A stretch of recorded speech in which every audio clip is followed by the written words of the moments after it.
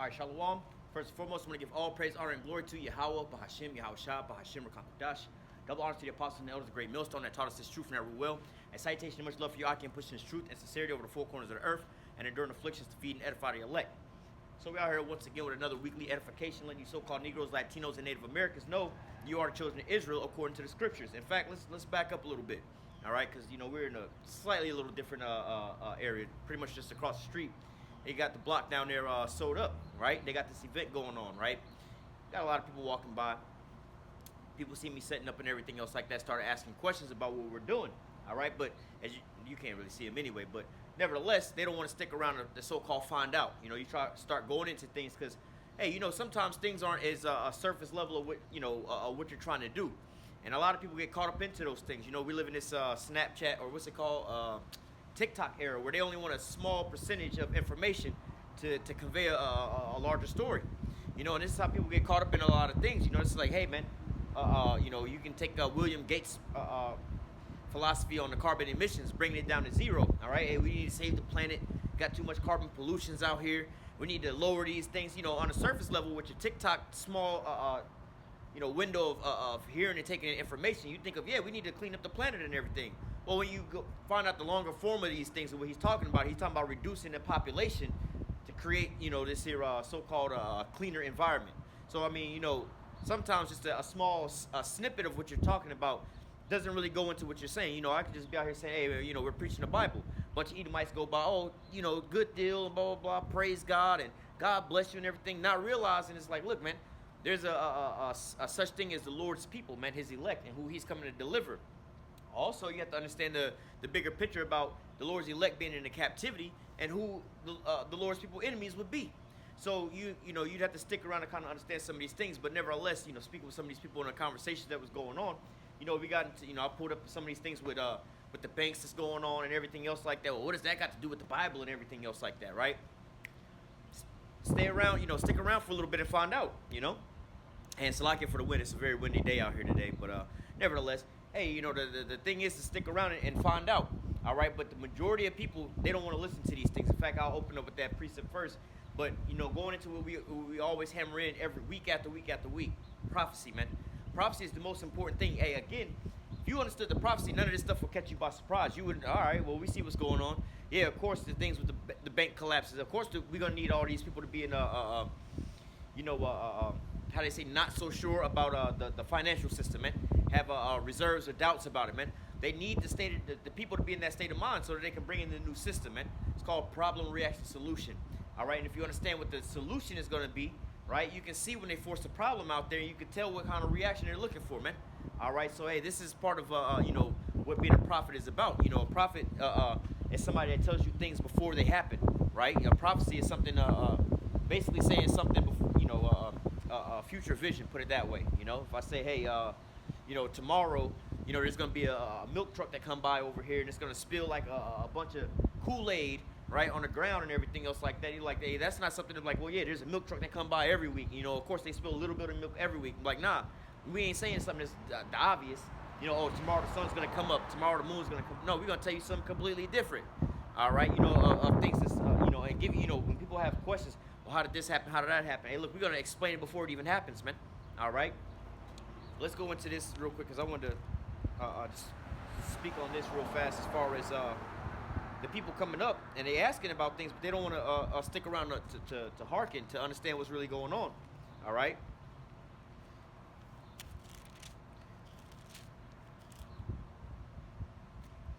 Ezekiel 33. Matter of fact, we can start.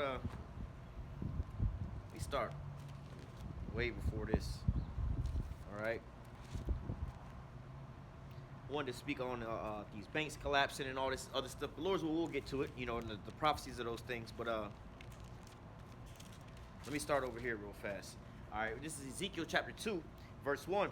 It says, and he said unto me, Son of man, stand upon thy feet, and I will speak unto thee.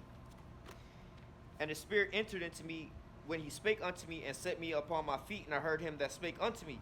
And he said unto me, Son of man, I send thee unto the children of Israel. Right, we can start there. This is, how do I say, this is milk. This is baby food out there, man. All right, the Lord sent his people, he sent the prophets to his people who are the Israelites. It's not to everybody, man.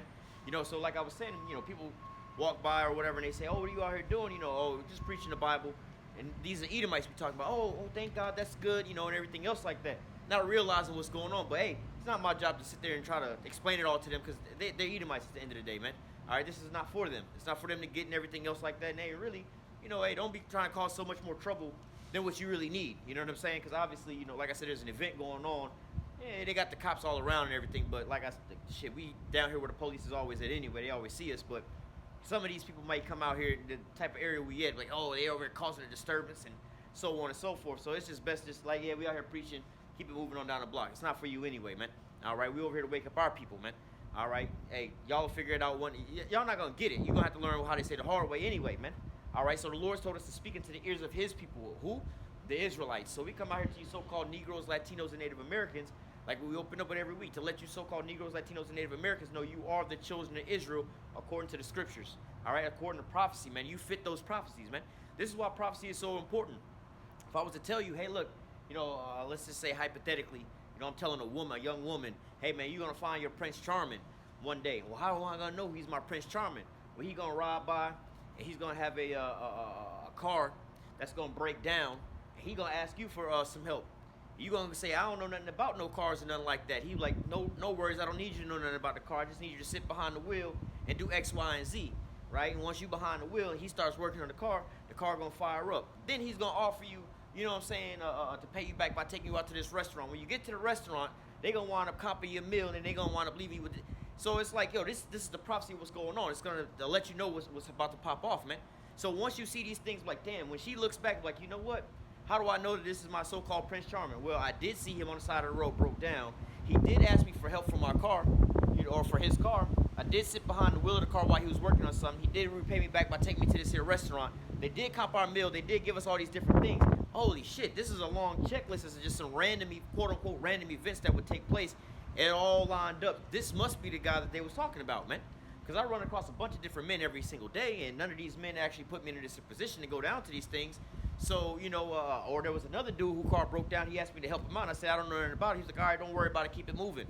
Obviously, he didn't fit that. So when we talk about us, you know, going into captivity, going into a land that neither us or our fathers had known, all right, worshiping gods that neither us or our fathers had known, going to our enemy for the one of all things, still being in the captivity, you know, and how does the scripture say about they that take them captives, pity them not. They say their own shepherds pity them not. You know, they say they, you know, roughly paraphrasing, done nothing wrong. All right, all these different things happen to you so-called Negroes, Latinos, and Native Americans, man. All right, discontinuing from your heritage. All right, not knowing who you are. All these things happen to you. You fit this here prophecy. You fit this here bill. So at the end all be all, man, you have to understand that, hey, man, the Lord was prophesying about these things before they would even come to pass. And now guess what? They've come to pass, and our eyes have been opened. The books have been opened before the firmament, and now we see all together, man. We are the people that we've read about in the scriptures, man. All right, let's continue reading. Ezekiel 2:3, it says, and he said unto me, I send thee into the children of Israel, to a rebellious nation that have rebelled against me. They and their fathers have transgressed against me, even unto this very day. For they are impotent children and stiff-hearted. I do send thee unto them, and they shall say unto them, and thou shalt say unto them, thus saith Yahweh power. And they, whether they will hear or whether they will forbear, for they are a rebellious house, yet shall they know that a prophet have been among them. So, hey, we come out for our people to tell our people about these things, whether they want to hear it or if they don't want to hear it, man. All right, and one of the things that I've learned about this in truth is you don't have to sit there and twist Jake's arm to get them to get this. Tell them one time, maybe tell them twice, or at least let them understand that they know, like, so you at least to the point where people will be surprised, like, I didn't know you was into the Bible. Nah, I ain't talking about like that. For most of us, most of the people that know us know exactly what we into, whether they want to listen to our message or they don't want to listen to our message, but they know what we into, right? So, hey, you get to a certain, like I said, you don't have to twist their damn arm or nothing like that. You get to a certain point where, you know, they may want to separate themselves from you or whatever, and then all of a sudden, hey, look, they want to, something pops off, they make double back and come back and ask you about these things, or they know where to go get these things from. Hey, you plant the seed. It's up to the Most High to give the increase, man. So, hey, this is what we go out to our people and warn them of these things. Hey, whether they will hear, whether they will forbear, man. It's not up to us to so-called, make them believers. All right, hey, we're only here to give them the information. All right? Hey, this is just like in Esau's world, man. There's a so-called a whole lot of hacks, loopholes, and things like that in the system that, you know, it's like if you look it up, they're not really hiding it from you. You just don't look it up. You know what I'm saying? So Jake, you know, especially in the financial systems and all these different things, Jake get turned out about these things, man. I know when I was a lot younger, just to give you an example, when I was looking to go buy cars and things like that, I would look at the price of a car. Okay, that car 40,000, 50,000. I don't got 50,000 in my bank account to go buy this here car right now. And even if I did have 50,000 in my bank account, that's my only 50,000 I got just to go buy this one car. I'm thinking like that, man. Look, by the time I save up for this damn car, right? You know that body style gonna wind up changing, and I ain't gonna really want it at that point in time no more. You see what I'm saying? This is me being young and not understanding, like, yo, there's something called a down payment and financing. You go put a down payment on that car. You know, let's say you go over there today now, depending on your credit. Let's just say you put down 2,500 or something like that. You don't put no money down, and you just make a car payment, man. All right, for a couple years, you making that their car payment, and after a while, you just out of that car, man. So overall, it's like, hey, all I needed was $2,500 to get into this $40,000 car, or less. You know what I'm saying? If I would have known that, you know, nobody's hiding that information from you. But again, Jake don't quite understand these things. I was talking to somebody the other day about the same thing about buying. They was talking about buying a house and everything else like that, and some other shit. And I was like, wait a minute, you talking about, you know, you're renting a property already, and you about to go and rent an apartment and an additional apartment somewhere so you can have some storage. And instead of going and you talking about buying a house, but you don't have money to go buy a house, like, you do realize, like, sometimes first time homeowner, you don't even have to have no money down, or you can go get, you know, some financial aid assistance for that. And your damn, depending on the house where you go and get, your mortgage payment might be cheaper than your damn rent. But again, Jake don't be understanding things like this, and we'll be stuck renting. So hey, man, you know, the point here I'm trying to make is the fact of, hey, look, you know, just a lot of this here so-called knowledge, right? It's right here for you to get. But it's up to Jake, you know, we speaking for Jake, you know what I'm saying, because this is for them. It's for them to so-called reach out. It's not the fact that we got to sit there and break your arm to force you to get to understand these things, man. Just like here, like I said, in Esau's system, ain't nobody twisting your arm like, look, bro, you don't need all this money to buy a house. Just here go the information. They're like, look, if they don't get it, they don't get it, man. It's only going to benefit those who's willing to go and get it, man. There's a lot of people benefiting off this here system just because they know how to work the system and everything else like that. So instead of the fact of the matter of those that are working contrary against the system, man, hey, that's on you. All right, you know, Jake does this disservice to themselves day in and day out by walking past the prophets, man. All right, they had the benefits but have not known me, man. All right, what is that? 2 Ezra chapter 9. All right, when the place of repentance was open unto them, they understood not, but they despised these things, man. So hey, this is why I would say we're not here to try to twist your arm and try to get you to understand it. The scriptures say you're a rebellious nation, man. You rebelled against the Lord from the very beginning all the way up to this day, man. Who are we comparably to the Lord that you going, you know what I'm saying, listen to us versus listening to the Lord? In reality, you know, when the Lord opens up your mind to all these things, you submit unto him. You're not submitting unto us. All right? You're not, oh, you didn't get it because we made you get it. No, you got it because the Most High opened up your eyes to get these things, man. All right? Continuing on, it says, verse 5, and they, whether they will hear, whether they will forbear, for they are a rebellious house, yet shall they know that a prophet hath been among them. It says, and thou, son of man, be not afraid of them, neither be afraid of their words, though their briars and thorns be with thee, and thou dost dwell among scorpions. Be not afraid of their words, nor be dismayed at their look, though they be a rebellious house. And every man of the Lord has been on the highways and the byways. Understand this, man. They understand what it's like going out of the highways and the byways, and your biggest threat is your own people, man. Your own people is the ones that want to come up against you. Your own people is the ones that want to go and do all these different things to you and everything else like that, man. All right, it was somebody had said something about that on the video or something like that, but I forgot what kind of, it was some Jakes doing a whole bunch of just wickedness, right? They was basically gang banging on one another. Whatever happened, they was doing some stuff. But somebody in the comment section was like, it's crazy how they get all this here get back on each other, but they don't do nothing against the so-called police systems and things. Like, let's say for instance, you go and you get Rodney King by the police and shit like that, right? Y'all sit there and be like, oh, we gotta go march, we gotta forgive them and everything else like that. But then now you and one of your brothers get into a fight, then y'all gotta just shoot it out to the death of it, man. You kill him, they kill you, you kill their cousins kill you, and it's going on forever. Like, look at them kids out there in Chicago, man. Back and forth with it, man. All right, but getting still, hey, when it's come to people oppressing us, hey, they don't have no mindset about these things, man. All right, Jake is so far gone, man. They only rebel against their own selves, man. Your biggest threat in reality, a lot of the times, not to put it that way, because Esau actually is a way bigger threat. But what it seems like to the most is like Jake is your biggest threat. They don't want to come up on the block and be trying to harass you and everything else like that, man. All right, but nevertheless, hey, we ain't gonna let Esau slide with that. We know what Esau's doing around here, so hey, he's actually the ultimate threat. continuing on, it says, verse 7, and thou shalt speak my words unto them, whether they will hear, whether they will forbear, for they are most rebellious. But thou, son of man, hear what, all right, my page is ripped here, so let's just try to get around this. It says, but son of man, hear what, I'm guessing it says, say unto thee, be not rebellious like that rebellious house. Open thy mouth and eat what I give thee. And I looked, and behold, a hand was sent unto me, and lo, a roll of a book was therein, and it spread before me, and it was written within and without, lamentations, mourning, and woe. Going into what? The prophecies, man. Because from that point in time, looking forward, our future was grim. We had a lot of dark days that was before us, man. And we even have darker days that's before us from now, man. But ultimately, the elect is going to rejoice because we know that, hey, we're almost up out of here, man.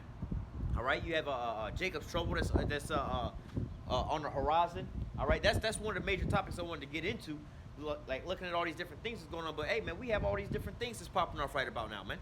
All right, but getting still, this is what we have going on into our people right about now, man. Being rebellious when the Lord has sent forth His prophets, man, to warn them about these things that's coming to pass, to warn them of the times that's coming. But guess what? Just like in the, let's go ahead and grab that real quick. Matter of fact, let me grab this other precept and we'll grab that. About 3 or 4 of them I want to grab.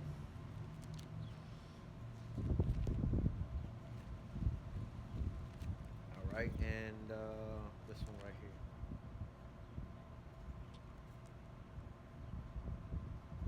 Yep. All right, so we're going to read Ezekiel 33 and 30 first. Also, thou son of man, the children of thy people are talking against thee by the walls and the doors of the house.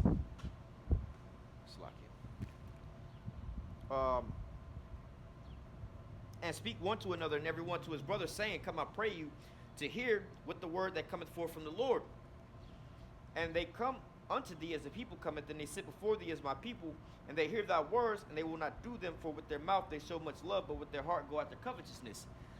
This is one of the main examples of the things that we see all the time when we're speaking to our people. Like I said, a lot of times when you have a lot of people around you while you're setting up and everything else like that, or people in general, they come in like crowds and things, like weekends, like this weekend we have a big event going on, man. All right, matter of fact, it's probably what's going on, some type of St. Patrick's Day type shit. But anyway,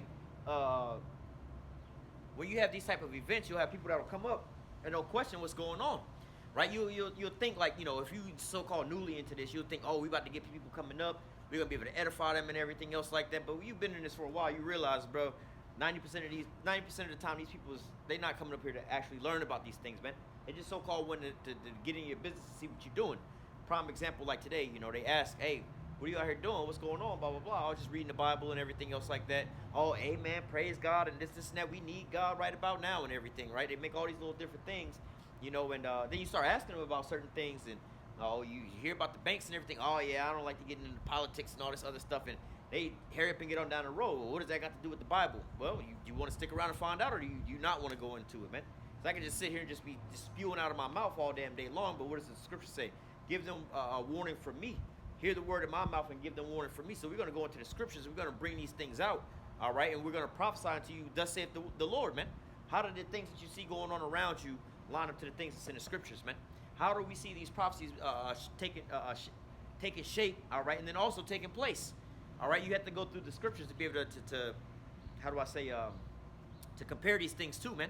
But a lot of people don't want to open up the Bible. A lot of people don't want to go into the scriptures. And you hear a lot of people. It's funny that I hear a lot of people quoting, quote unquote, quoting the Bible. But then you're like, yo, that's not in the Bible, right?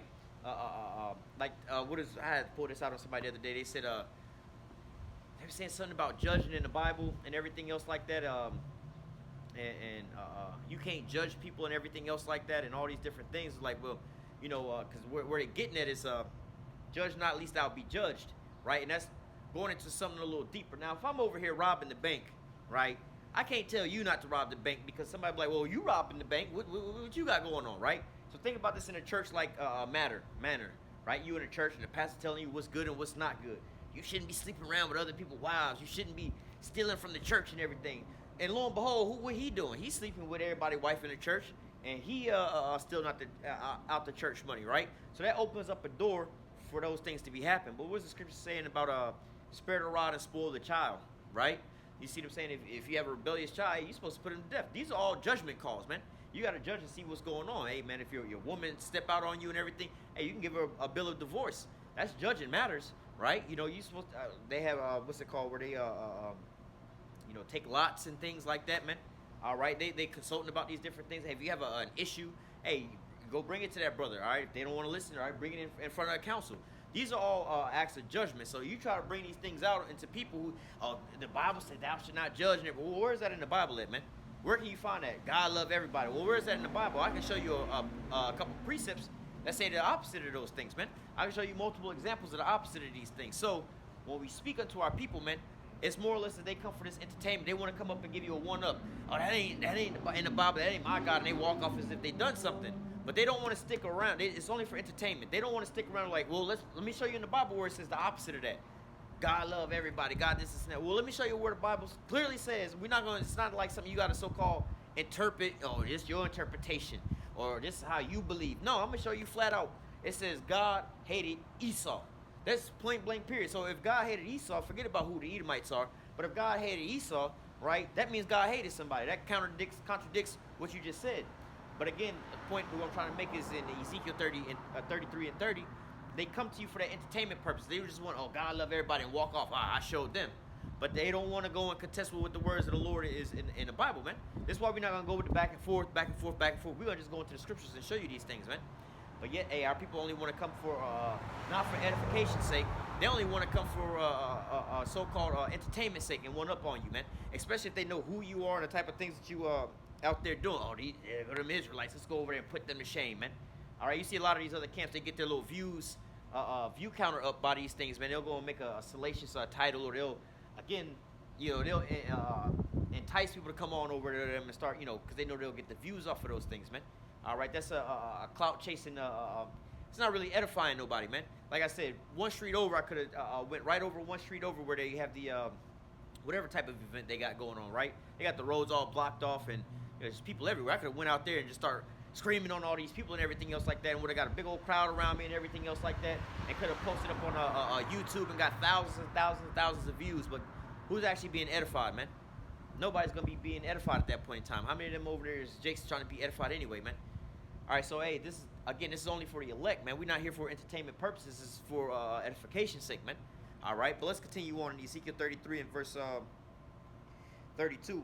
And lo, thou art unto them as a very lovely song of one that hath a pleasant voice and can play well on an instrument, for they hear thy words, but they will not do them. And that's another type of jakes that we get as well, too. All right? They'll come up and say, boy, you do know that Bible. Yeah, you are good with that Bible. Or they'll go up like, hey, man, look, I got somebody for you, man. Look, he say he believe in Egypt and everything. Go ahead and cut him like you normally, because they just want to sit there and see that debate. Or that's another thing. Oh, y'all got to do a debate with so-and-so. Or y'all got to go do a debate with them. This is what they're looking for these things, man. All right, they're looking for so-called entertainment purposes. They're not there for edification's sake, man. All right, you see these different debates that used to go on back in, Sonnet and them. Sonnet are hosting these debates and things like that, man. All right, who's actually getting real edification from any of these things, man? They're just looking for that ooh moment. You done sunned him and you done sunned them. If somebody can make something sound better than the other person and everything, that's another thing. You bring out these big words, people say, oh, this sounds better than everything. Like, yo, this nigga really didn't say anything.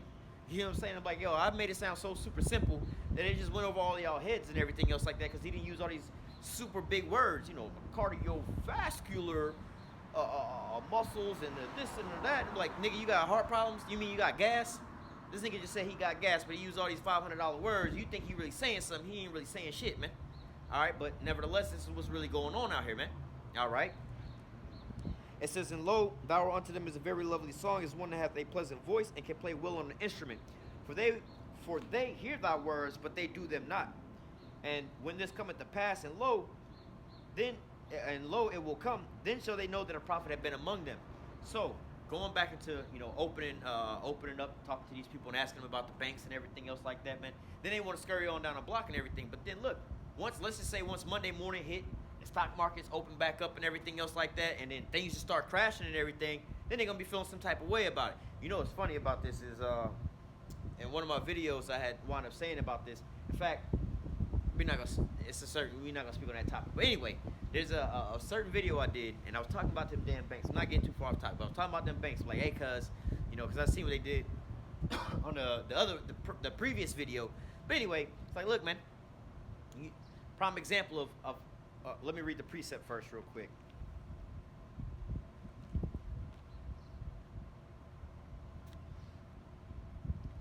This is Isaiah 33 and 6. Wisdom and knowledge shall be the stability of thy time and the strength of salvation. The fear of Yahweh is his treasure. All right, let me read it again. Isaiah 33 and 6. Wisdom and knowledge shall be the stability of thy time and strength of salvation. The fear of Yahweh is his treasure. All right, let me see if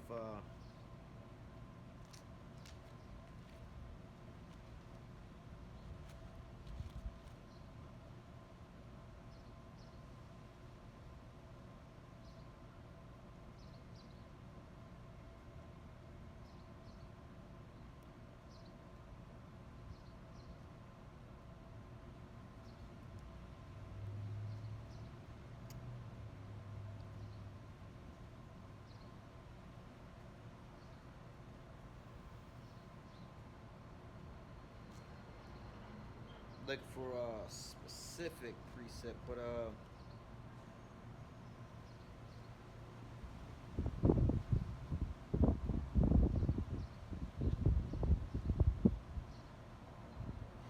all right, Proverbs 4 and 7.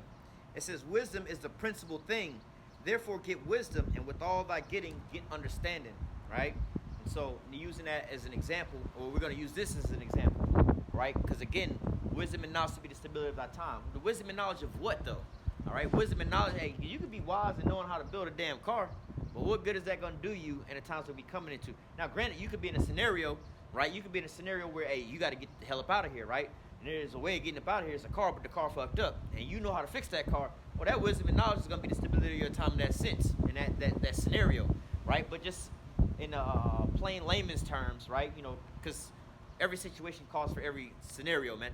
You know, and a lot of the things in your life, that's another thing that I was taught. Hey, everything in your life should be a life learning experience, and see how that can be moved to something completely different. You know, let's just say, hypothetically, give you an early example. You work at a restaurant, right? And at the restaurant, you cook in the kitchen. Yeah, take that home. You know what I'm saying? Learn how to, you've been cooking in the kitchen at the job. Take that home and use that as a skill that was learned on the job, and do that, right? Let's say, I don't know, another little thing, you know, you do something else, right? I don't know, whatever it is. You at a job, you learn some type of skill or some type of trade. Take that in the rest of your world. Let's say you work at a lawn service, you cutting grass on the job or some shit like that. Well, when you get home, now you know how to cut your own grass. Or you at work being a plumber, right? Now you got plumbing problems at your house. You know how to fix your own shit now, man. All right?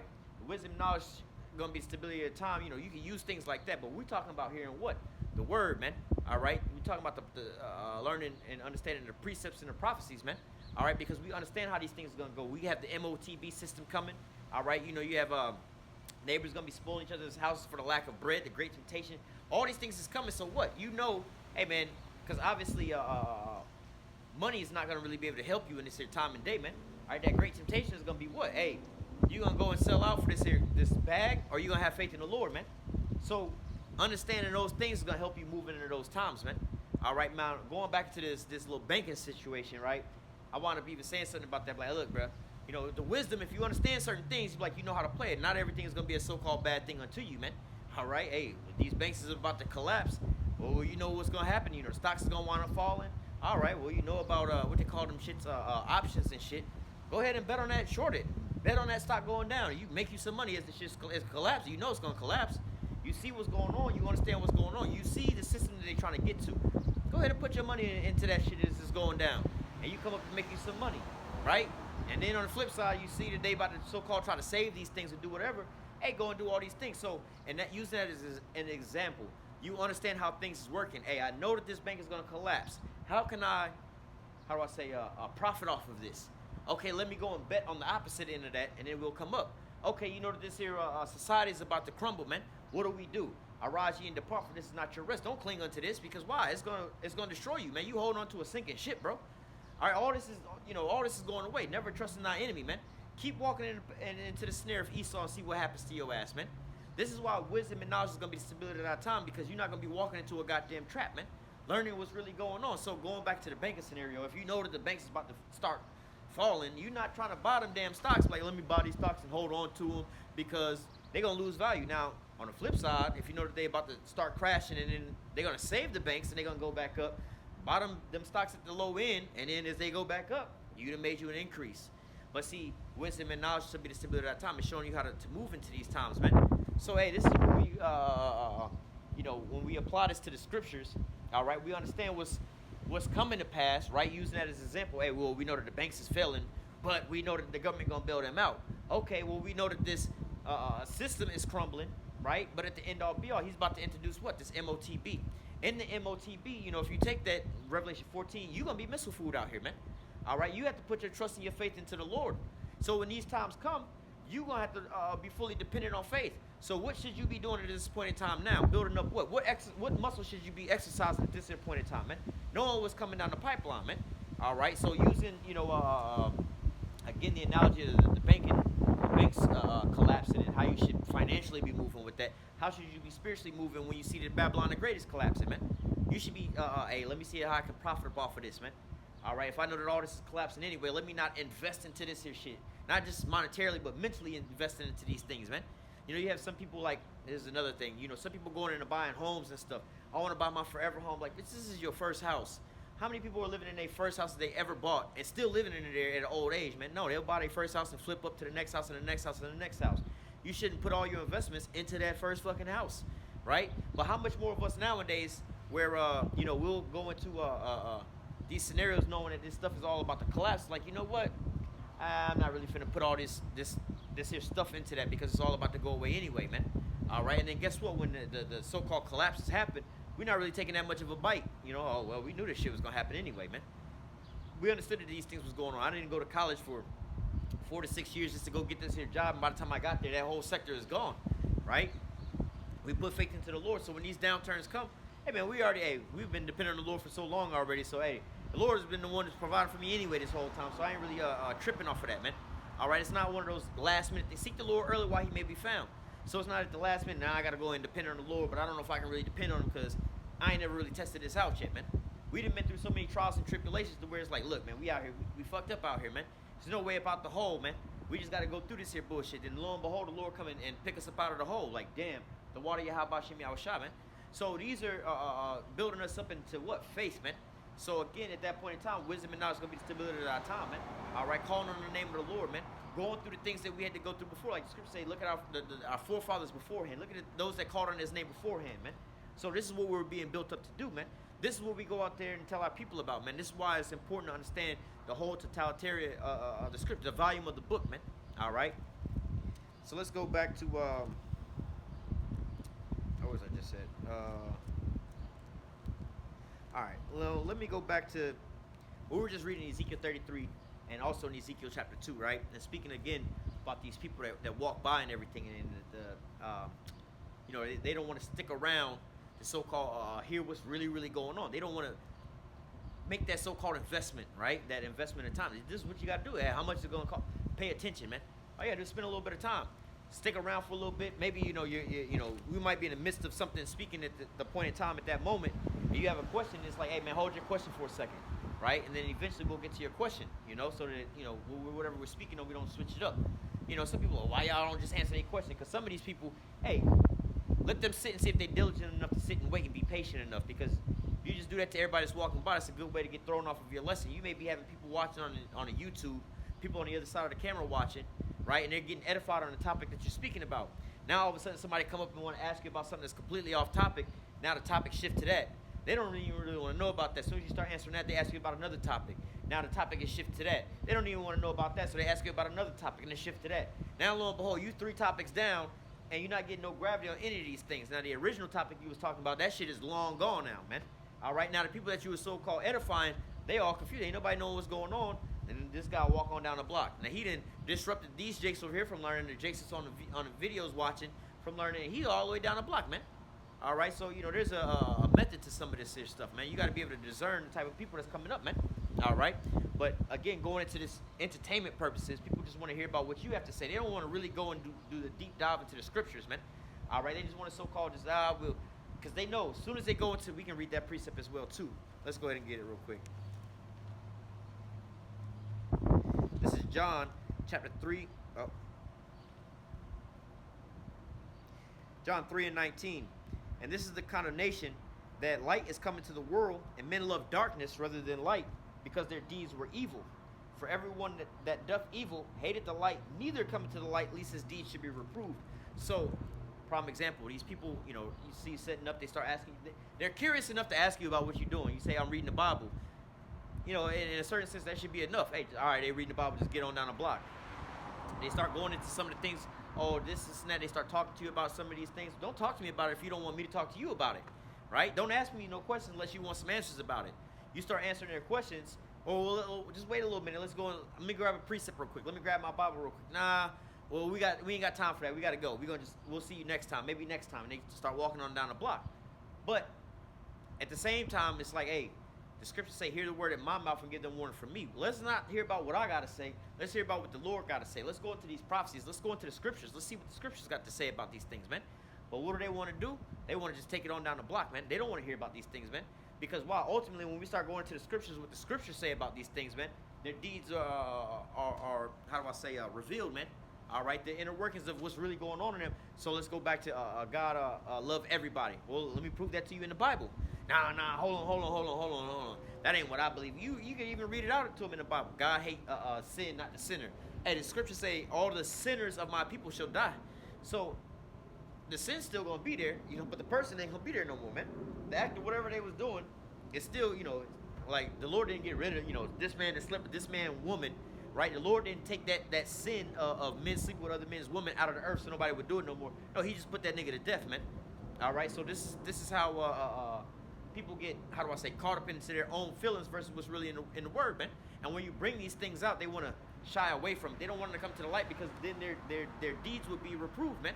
All right, that light is shining on them. Well, if God hates such and such, then he might hate, somebody else. He might hate me. How many people has that ever come across their mind? I wonder if God actually hate me or something like that, or if me and God are actually on good terms. Everybody in their mind just think, yeah, me and God is on the same page. God working out for me. I pray for this and I pray for that. You know what I'm saying? I'm like, I be seeing some of these folks and some of the wicked shit that they be doing, but then they put all this religious terms. I've seen them, some Jakes was talking about some shit like this the other day about this Edomite who has ties to some demonic shit, you know what I'm saying, that he be doing upside down crosses, pentagrams type of shit, Baphomets and everything else like that. But then this nigga work on a platform where he be talking to a bunch of Jakes, gangbangers and stuff like that, right? The gangbangers is all mad, well, he believe in the devil and everything else like that, and we all religious. Like, really, nigga, y'all all gangbanging out there killing your own people, man. How is that, like, you think God is really with y'all with that, man? But these are the same Jakes that'll sit there and pray before they go on a mission to go smoke the ops. You know what I'm saying? But hey, Jake have no understanding inside of that, man. You bring that to the light, and then you like, look, the Lord say you live by the sword, you're gonna die by the sword, and all y'all out here toting, all y'all out here laying down the ops and stuff like that. How you think it's gonna end for you? God ain't with that, man. He gonna judge you just like how you so-called judge them. All right. In fact, he created you to judge them, and then he gonna judge you for the same shit, man. And you have no idea about this. He was one of those spirits that was created for vengeance, man. All right. Continuing on, let's go back to this in Matthew. Ooh, I ripped that whole page out. Matthew 24. Time for a new sword. Matthew 24, and where is it at? Verse, let's say 37. Yeah, point 38. We'll go to 39. Matthew 24 and 37. But as the days of Noah were, so shall also the coming of the Son of Man be. For as the days that were before the flood, they were eating and drinking and marrying and given into marriage until the day that Noah entered into the ark. And knew not until the flood came and took them all away. So shall also the coming of the Son of Man be. Now here we are, with all the stuff that's going on here in Babylon the Great, all the prophetic stuff that's going on in Babylon the Great, right? The so-called dark clouds that's lingering over Babylon the Great. But what do you have people out here doing? Like, I do believe that it's, if I'm not mistaken, I do believe it's, I can look it up real quick. Let me find out real quick.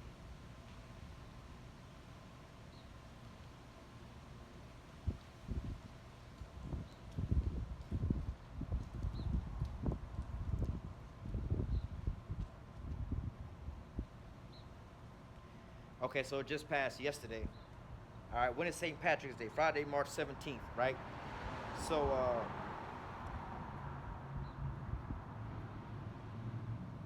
anyway, it just passed yesterday. Today is the 18th, right? Yeah. Yeah, just passed yesterday. So 9 times out of 10, the event that's going on is a St. Patrick's Day event.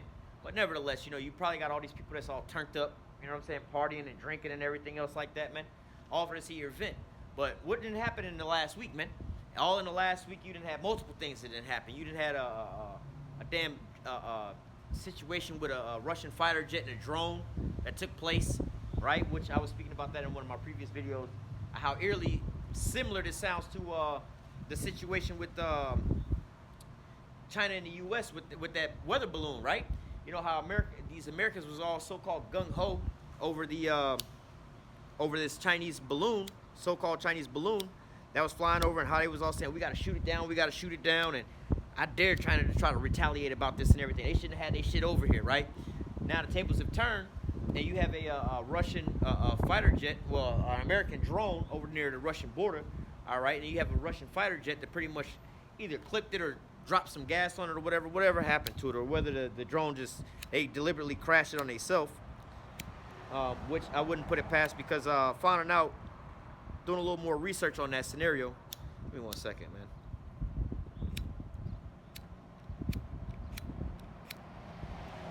I say this every week about getting a new lighter. Every single week, man.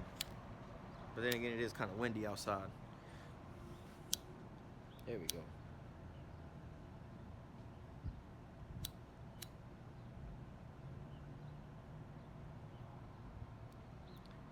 But anyway, they talk about this little drone scenario, but then what I just found out about this video that they showed was that's not the entire video. Apparently, this is of a 45-minute encounter, which they say, oh, they just showing you the important part, which could be, they might have just showed the drone flying for 45 minutes or whatever, and then all of a sudden at the end they showed the clipping. But however, before the so-called clipping happened, there's the video, like when they're dumping the fuel, right? The video feed cuts from there, and then it picks back up when the propeller stops flying and it's all dented or whatever. But hypothetically speaking, how do we know that this isn't another bait and switch type scenario, man? And maybe they down their own drone. Maybe they just turn it off and just crash it straight into the water, man. All right, just to say that these provocations happen, just so that they can so-called stir something up with Russia. Because again, we know what's been going on over here for a while is they're trying to bait them into what? World War III. All right, they're trying to bait China also into World War III, man. They have these different things that's going on with these different events that they're trying to so-called get them to rouse themselves up into a scenario where America can say, oh, we had to defend ourselves, man. All right, it's the thing they always have to say. And hey, most of these people, they're not going to be smart enough to understand these things. All right, like I said, with the balloon, it was all, well, their balloon shouldn't have been over here. Now, your equipment is over on their area. How come you're not saying, well, you shouldn't be over there into their area, man? All right, but yet and still, hey, nobody's going to really question these things, man. All right, so, hey, you have that scenario going on. All right, you have these banking institutes that are starting to collapse. All right, with all this here, SVB. All right, and if you understand about that, that's pretty much a bank that holds for small businesses, man. All right, and then not to mention, the what they call a domino effect from that's going on, man. Hey, man, this economy is set to collapse. Now, go back a little further. They was trying to push things through law with the CBDCs, all right, which if you know about that as well too. This is the system that we're coming into, man. All right, so hey, these things weren't able to go, but what are they trying to push into predictive programming the masses of? All right, uncertainty in the financial systems, man. This is what they're trying to push, man. For what reason? So they can have what? The R word. What's the R word? Regulations. All right, when they bring in these regulations, now we need to regulate all these different things. All right, let's go back to the crypto crash, man. When everybody was rallying up over $60,000 Bitcoin, they started putting that on the newspaper and things like that, man. All right, once they had it all in the newspaper, people started buying into these things. Then what happened? It wound up tanking down, man. All right, and what did people start doing? They were being upset about these things. FTX situation. They put all this money into FTX, and then all of a sudden, that becomes a corruption, man. So they pull all the money out of that, and then what happens? People start asking for regulations. Now you have the bank runs and everything else like that. What are the people asking for? Regulations. So problem, reaction, solution. What do you think is going to wind up happening at the end all be all, man? All right, let's go. We can go ahead and read about these things. All right, matter of fact, let me before we even get there, going back to that Matthew 24. All right, not to change too much of subjects, but hey, going into them eating and drinking and marrying and giving into marriage, like I'm saying, hey, amidst all these things happening right about now, you have people that's out here and just living it up, man. All right, going over there, spending up all their money, going out to the clubs and the bars and just shopping and all these different things. Meanwhile, food is going up. You don't know what the banks is going to look like when the uncertainty hits on Monday, whether or not you're going to be able to go get your own money out of your bank or not, man. Or whether they're going to start seizing all these different things, whether or not you're going to even have a job to go back, or you may have a job to go back to, but are they going to be able to pay you? All right, are they going to have payroll, man? And in the midst of all this, the government is pretty much buying up all these things using proxy banks, man. So all these different things is going on while everybody's out here partying and bullshitting, man. Turning it up and everything else like that. St. Patrick's Day parade, everybody all out and everything else like that. Meanwhile, this dark cloud is forming over Babylon the Great, man. They eating and drinking, marrying and giving into marriage and having that woo. They don't want, again, like I said, they don't want to hear about the things that's really, really going on. But all this dark cloud is lingering over, and then once this shit starts really hitting, everybody's gonna wonder why they're in the situation they're in now, man. All right, but then, like the scripture say, these things were sent for scourges for an amendment for you to repent, for you to return. But what do you think the people are gonna wind up doing? You think they're gonna return from their wickedness? No, they're gonna continue on in their wickedness, man. Continue on sinning, man, until the Lord comes and destroys this place, man. All right, you know the how do the scripture say? The sins have reached all the way unto their heavens, man. Let's go ahead and grab that real quick in Revelation. This is Revelation chapter. All right, here we go. 18. Well, we'll start up here. Revelation 18 and let's just start at 6. Let's start at 4. Revelation 18 and 4 says, and I heard another voice from heaven saying, Come out of her, my people, that you be not partakers of her sins, that you receive not of her plagues. All right, and you know, again, ultimately, this is going into what? You know, mentally, all right, spiritually, all right, leaving up out of this here place, because ultimately, physically, you know, we're going to be in this here place when the Lord comes and deliver us. All right, so it says, for her sins have reached unto heaven, and God have remembered her iniquities. It says, reward her even as she rewarded you, and double unto her double, according to her works, and fill as she filled unto her double. So, hey, going into all these different things, all these different sins that America has committed around the world, man, bankrupting all these other nations, regime change, toppling governments, all right, propaganda and everything else that they're putting into these other nations, man. Now all these things, how they say the chickens are coming home to roost, man. All right, they're over here devaluing the American dollar as we speak, sending more and more dollars over here, man. The BRICS nations are now trying to, how do I say, prepare a digital currency, one stable digital currency for all of them, man. All right, so what do you think is going to happen? And you have Saudi Arabia that's switching sides now, a major oil producer for America, man. All right, all of America's allies are leaving from their wayside right about now, man. What they call a classic rug pull from up under them, man. So sooner or later, you're going to wake up and this is going to be hell on earth out here, man, in America, man. The mirth of this here city is gone, man. All right, most people are happy to invest in certain things. Oh, I got my money in my 401k. Hey, go ask your parents what their 401k been looking like over the last 2 weeks, man. They can still go on vacation. Hey, look at how many houses that went up for sale over the last couple of weeks, man. All right, you see all these different things is showing forth of a weak economy, man. All these things where everybody out here eating and drinking and marrying and giving into marriage, this here place is circling in the drain, man. Her sins have reached all the way into heaven. Now is the time for that recompense to come back down upon Babylon the Great, man. And this is what you see going on right about now, man. People have questions about what's going on and everything else like that, but yet and still, they don't have the eyesight to realize, like, yo, this is the shit that's going on because it wasn't given unto them, for one. Two, you have people don't understand the prophets, man. And speaking as far as what the prophets speak about, in fact, it's funny, I just had 2 people come over here right now trying to be slick and videotape, but this is against, they Edomites anyway, it's not for them. But anyway, at the same time, man, this is going to be, you know, we read it a little earlier, man. They come, they're not our people, they're Edomites, but they come for entertainment purposes, walking down the block, you know what, let me sit over here and try to sneak a videotape, and we're going to laugh at this shit and everything else like that. But like I said, man, when them banks start hitting, you know what I'm saying, and you start realizing you losing stuff, you can't afford eggs, all right, you can't afford to put gas in your car, all right, you have World War III troops, Russian troops coming up over here, talking about somebody's about to send nuclear bombs because you're down on their drones and everything else like that, man. All your allies is jumping ship away from you and everything else like that. America's going to wake up to a real rude awakening one day, man. It's going to be a real rough shakeup out here, man. All right, just like, hey, like we read in Matthew 24, I think I'm still holding it.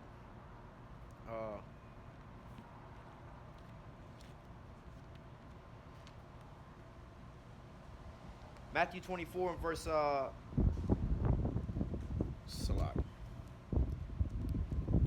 Give me 1 second.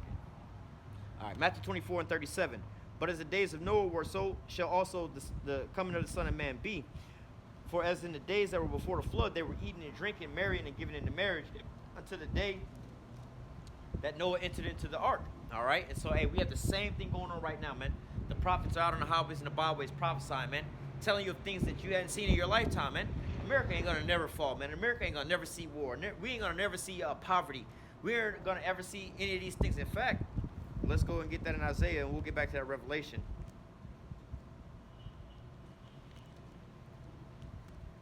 All right. Oh wait.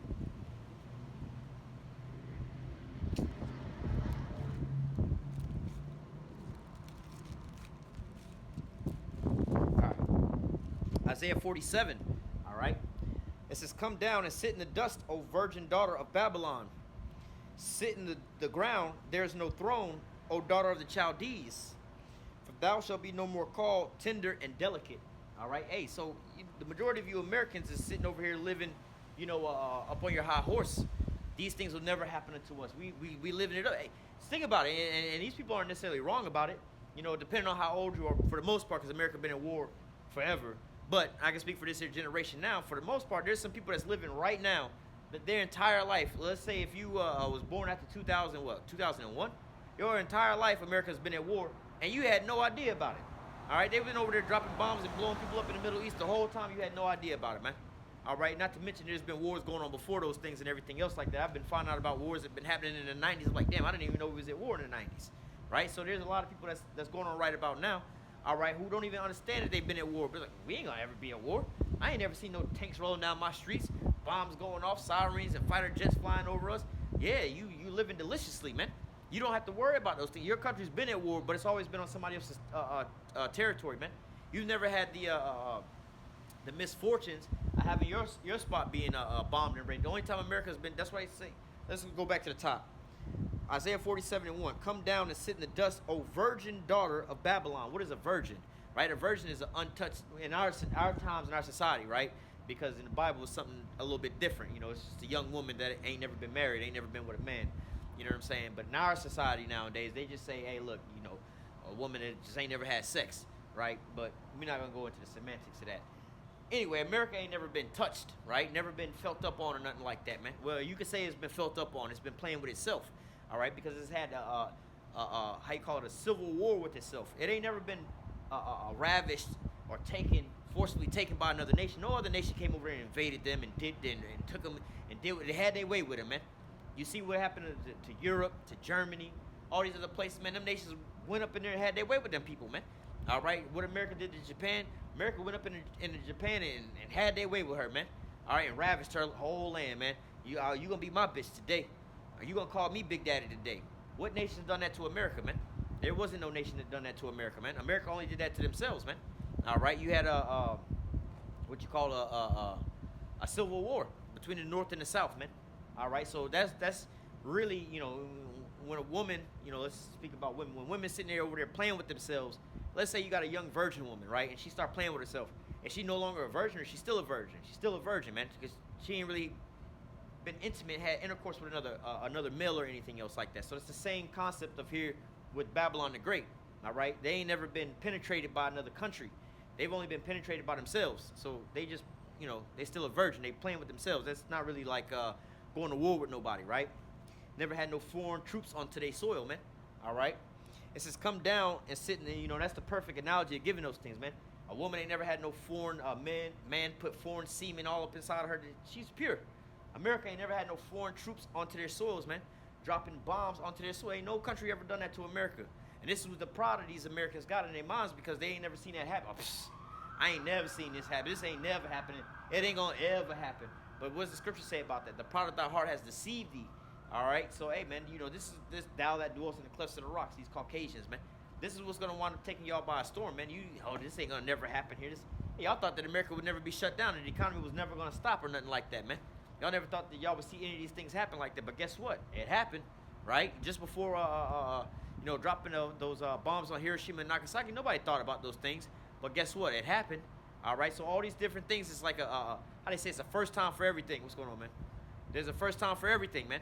All right, now this is going to be the point in time where, like we'll get back to it in Revelation 18. All right, her sins have reached all the way up to heaven. Now is the time to get that payback, man. All right. Isaiah 47:1.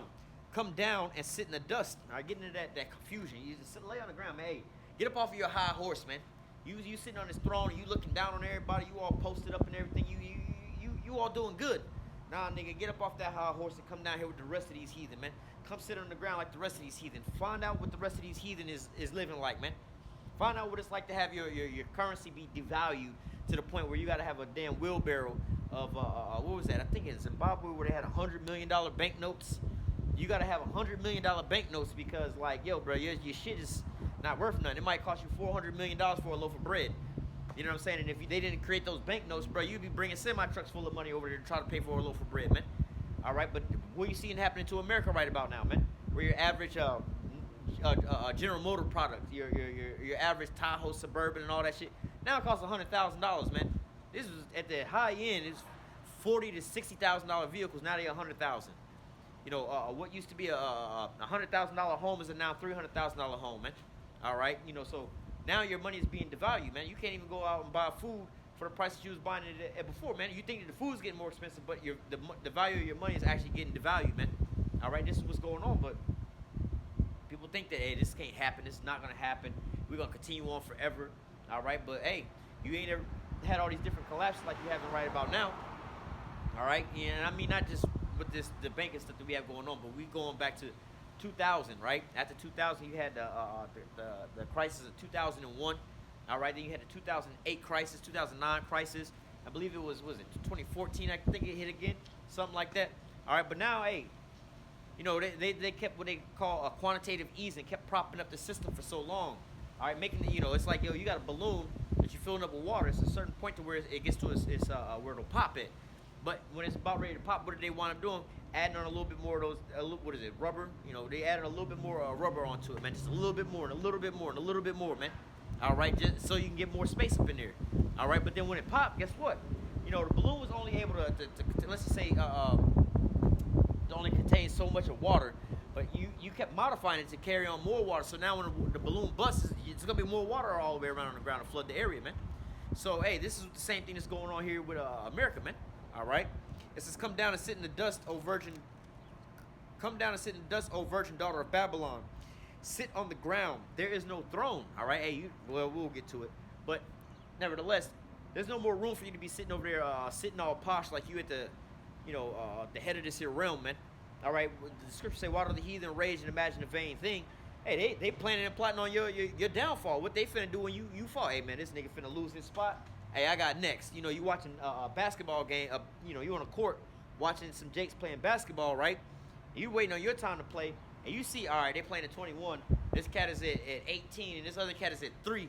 The game finna be over. So you start getting up, doing your little stretches. All right, I got next, bro. I got next. Because why? You see what's about to happen, man. All right, you see what's going on. So this is why the heathen is raging, man. They seeing, you know, that great whore Babylon the Great starting to rock back and forth, man. That great whore is starting to reel to and fro.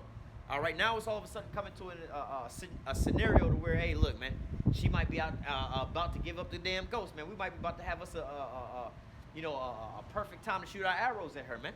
So this is what you see these nations are doing. They're preparing themselves now for the takeover, man. All right, but ultimately the Lord is going to stop all that because instead of having a takeover, like the brothers say, it's going to be a Jakeover, man. All right, the Israelites are about to reign, man. All right, but let's continue on. Isaiah 47:1. "Come down and sit in the dust, O virgin daughter of Babylon. Sit on the ground. There's no throne, O daughters of the Chaldees. For thou shalt be no more called tender and delicate." All right, and hey, just going into this, let me read the next 2 verses, and then we'll grab this other precept. "Take the millstone and grind meal, uncover the locks, make bare thy leg, uncover the thighs, and pass over the rivers. Thy nakedness shall be uncovered, yea, thy shame shall be seen, and I will take vengeance, and I will not meet thee as a man." Now, just roughly, just touching on the not meeting thee as a man, you know, it's talking about when the Lord come back, right? He's not coming back in his so-called humanly state like he came the first time. He coming back in an angelic body, man, and he gonna deal with you like the cockroaches that you are, man.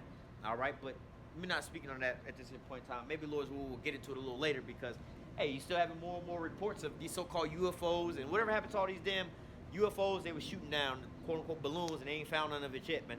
All right, you know, predictive programming the minds of the people that they got some superior type of shit. You can't even fight Russia. You talking about taking on some chariots They got hypersonic missiles, and you can't take on you can't take that on. You trying to fight a chariot? You know, a hypersonic missile is like having a black cat firecracker comparably to a nuclear bomb. You know what I'm saying? When you're dealing with the Lord, man.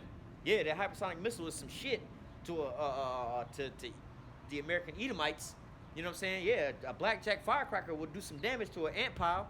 We'll go try to blow up a building with a fucking black cat firecracker. It ain't gonna do shit to it, man. All right, but nevertheless, like the scripture said, the pride of thy heart has deceived thee. All right, but you know, going into these different things, you know, you have you know, Babylon the Great that's over here have themselves propped up of this golden city. All right, pushing all this here propaganda into their minds. And people got the pride of thy heart has deceived thee. But what's in the same chapter? It says.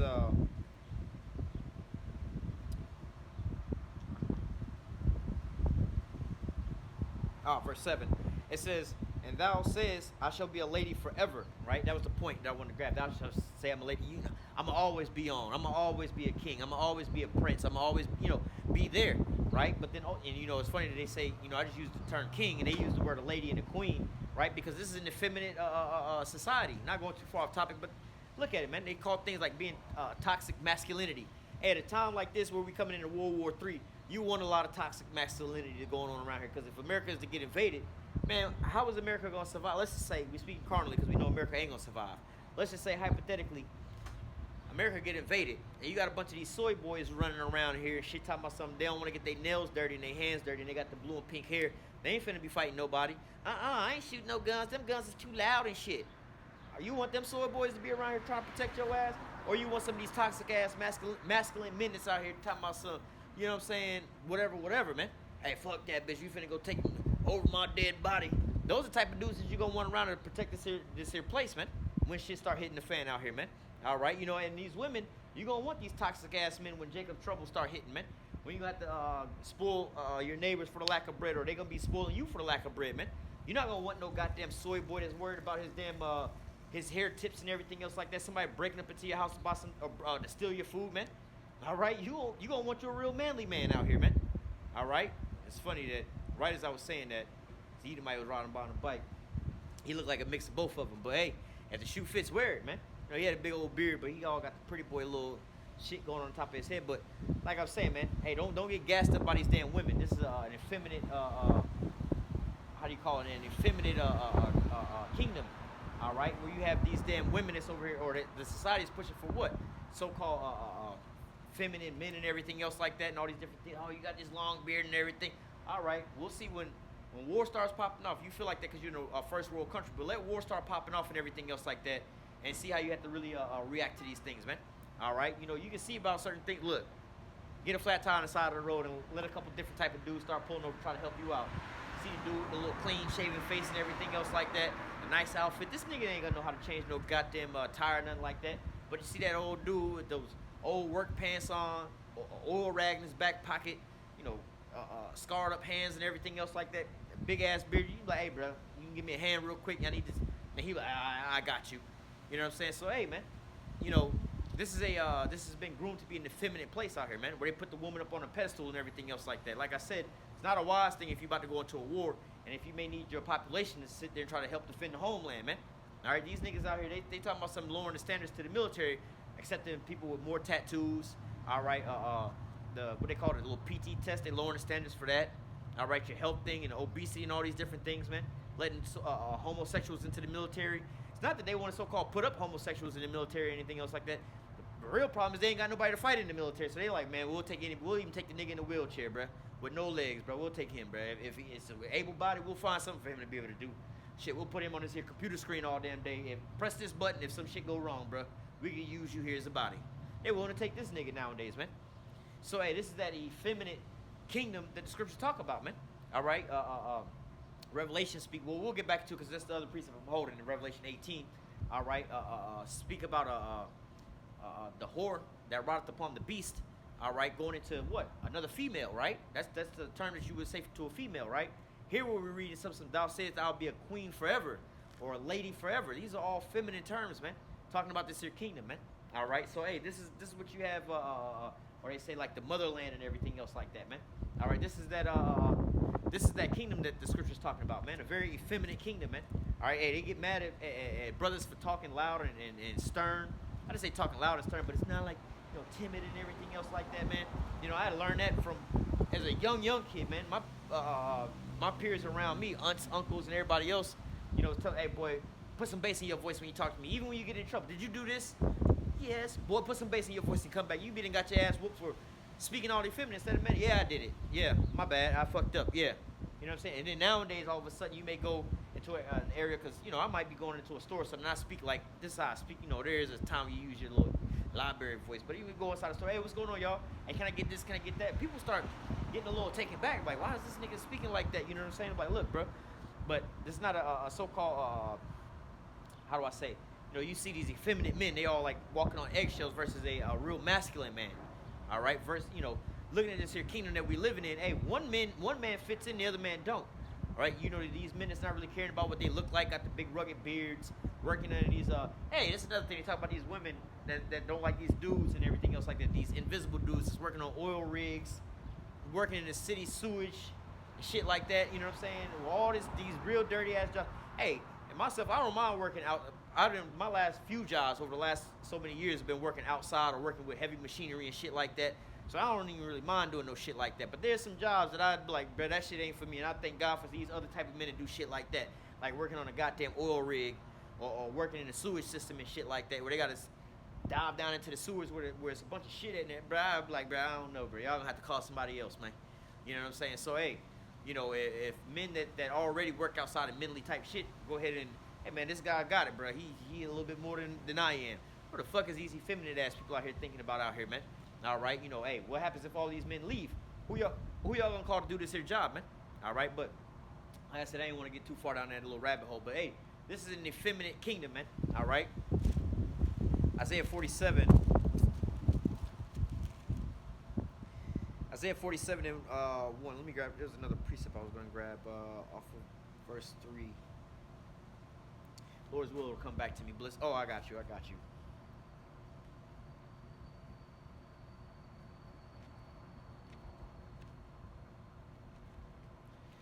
2 precepts.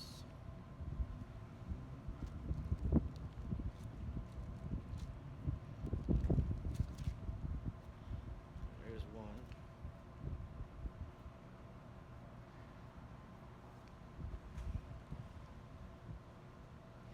And the other one. All right. So Isaiah chapter 47, starting back in verse 1. Isaiah 47 and 1. It says, come down and sit in the dust, O virgin daughter of Babylon. Sit in the ground. There is no throne, O daughter of the Chaldees, for thou shalt be no more called tender and delicate. All right. Hey, they ain't going to be called tender and delicate no more, man. All right.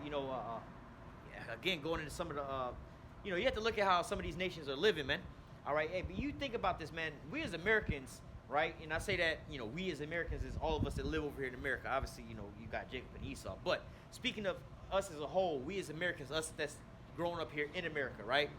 And not talking about what nationality you are, the tribes and everything else like that, because the comparison I'm going to make, you got Issachar down in Mexico versus Issachar here in America. It's two different people that I'm talking about in two different ways.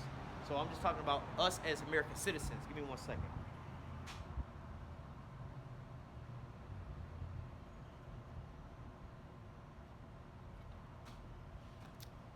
All right. Now, I have to run this through my mind quite a few times, and I often think about this when I lay down in the bed at night, of how privileged we are as Americans, all right? Because, hey, look, man, you have to go and see some of this stuff for yourself, or just do your research about how some of these people live, man. You know what I'm saying? Hey, let's just talk about some of the small, these are big privileges that we think is small things, man. Bro, you can go to 7-Eleven 24 hours a damn day, man. Go get you some food. For the low at that. You know what I'm saying? 24, it ain't not to say it's good food or it's not like dining like a king. 24 hours a day, you can go get you some food out there, man. And you ain't got to worry about somebody trying to rob you for a little bit of food or whatever at the 7-Eleven. You know what I'm saying? Granted, you can go to any hood. We don't want the semantics. My hood is dangerous. We ain't talking about that shit, bro. We talking about comparably to the rest of the world, man.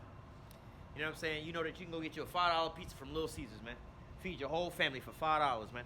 And $5, you know what, bruh, you drop $5 on a daily basis every day in just pocket change. If you carry cash and the change you got, You get rid of $5. $5 ain't shit to us out here in America, man. $20 ain't shit to us in America. And that's also going into the fact of our money's being devalued. $20, $100 ain't really shit to us Americans, man. People go inside the store.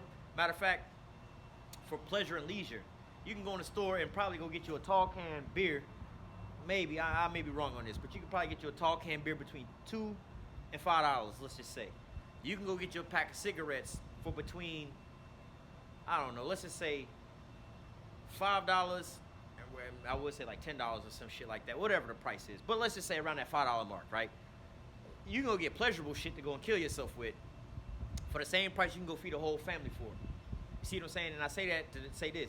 How many times are people going around buying them a single beer throughout the damn day and it ain't really breaking their pockets? You think when people go in the store to go buy cigarettes, that shit's really breaking their pockets like that? Man, let me go get a pack of cigarettes and everything. So I say that to say this. For that same amount that they buying that shit for, you can go feed your family with a $5 pizza, man. Most people can't, they over here in some of these countries is eating at the trash can, man.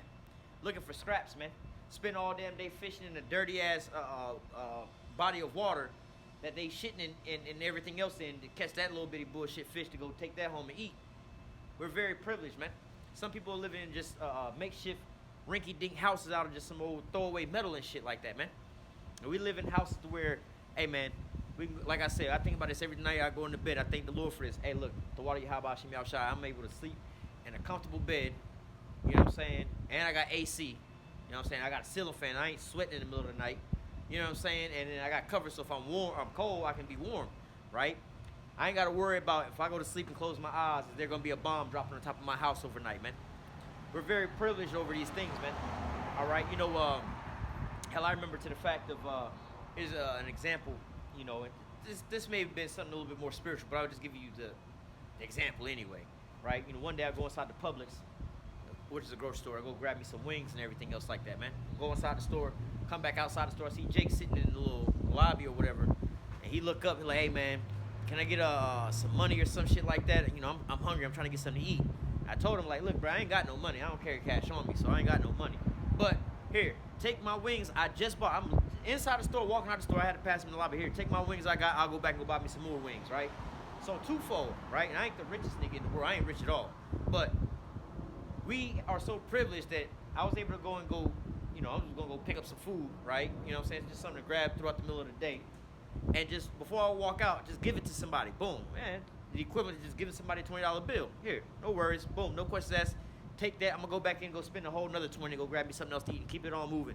Didn't even think twice about it, man. We're that privileged to where we can just go give food away like that. We can go to an all-you-can-eat buffet, right, and just go have all-you-can-eat.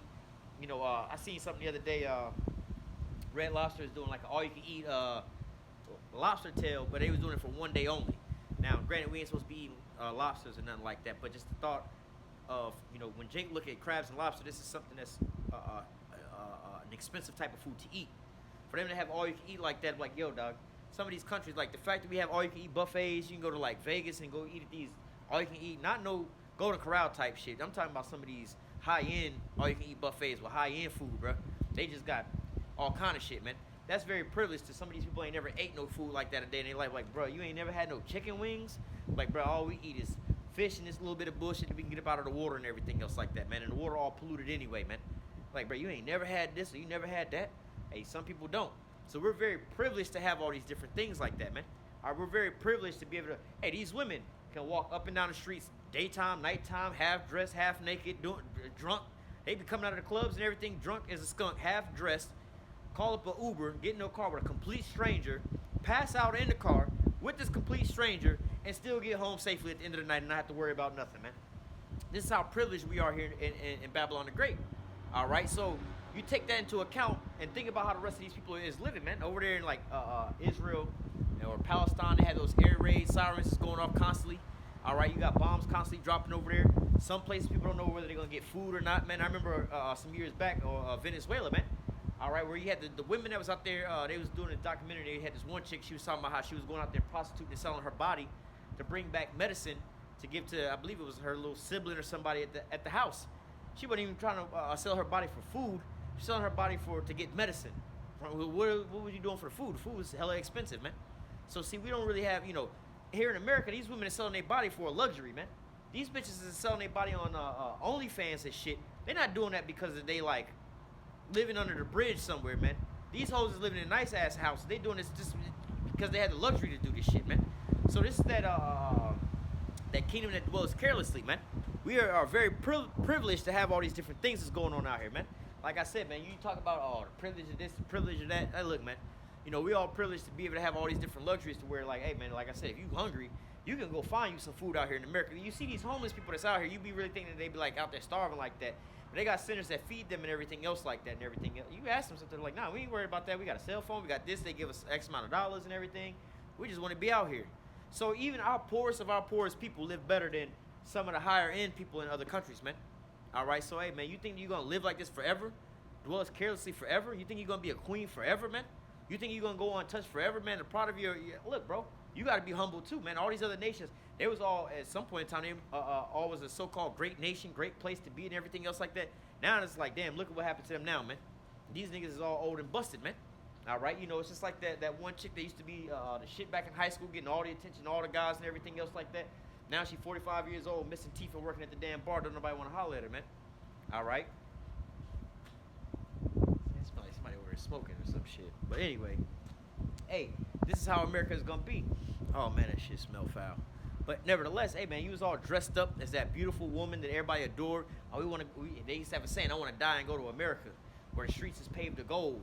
You know what I'm saying? Now everybody's like, nah, man, we see that stench, that smell. In fact, that's the next verse, right? Isaiah 47 and 3. It says, well, let's go back to 2. Take the millstone and grind meal, uncover thy locks, make bare the leg, uncover the thigh, pass over the rivers. Thy nakedness shall be uncovered, thy shame shall be seen. So hey, now they lifting up that skirt, now they seeing what's really up under, like they lifted up the hood, seeing what's really up under this, man.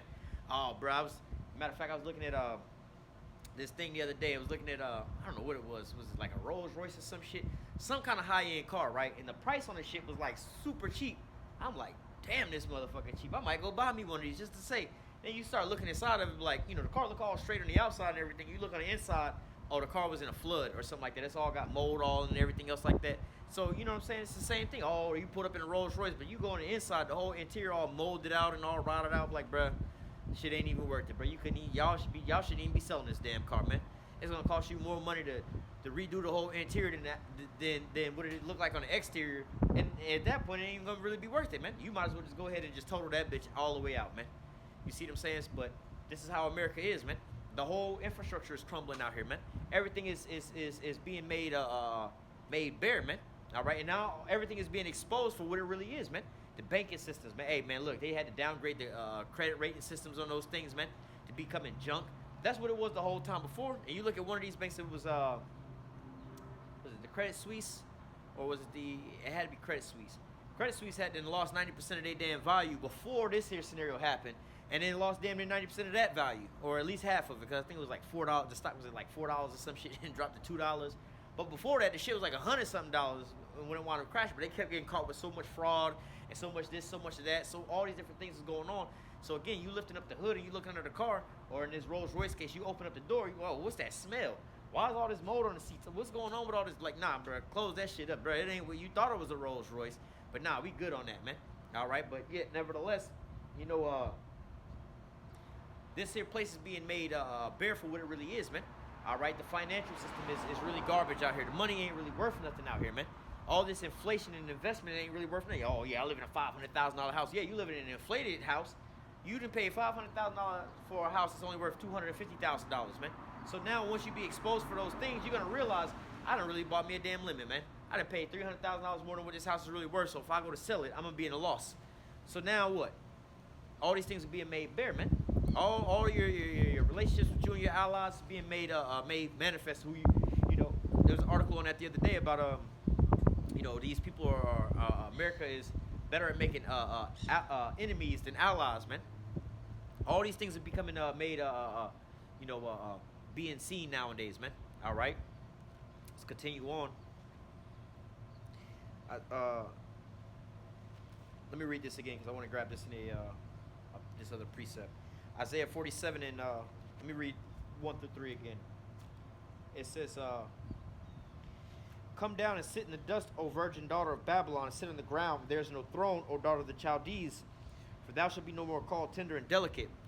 Take the millstone and grind meal, uncover the locks, make bare the leg, and uncover the thigh, pass over the rivers. Thy nakedness shall be uncovered, thy shame shall be seen, and I will take vengeance, and I will not meet thee as a man.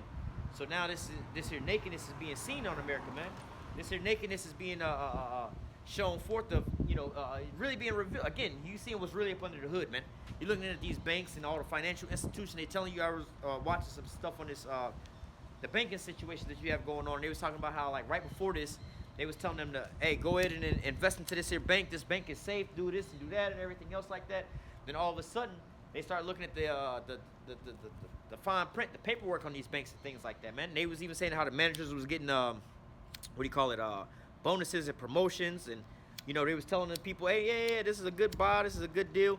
Usually, it's the opposite, man. They say, I forgot the saying. It says buy the news and sell the fear, or something like that, or whatever it is. But basically, what they're saying is do the opposite of what's in the news, man. All right, when the news telling you, oh, this is a good stock to invest in, go ahead and put your money into this here stock. Do the opposite of those things, man. When they tell you, oh, this is about to collapse, this is not going to be this and that, hey, that's when you go and buy into those things, man. All right, what your boy Warren Buffett say, when the stock market is so-called crashing or collapsing, that's actually stocks on sale for a discount. When the stock market is going up and everything is all prosperous, that means the stocks is overpriced, right? So that's how you got to think about these things, man. But let me get into this other precept. But going into making bare and uncovering the leg. So like I'm trying to get this incense lit one more time.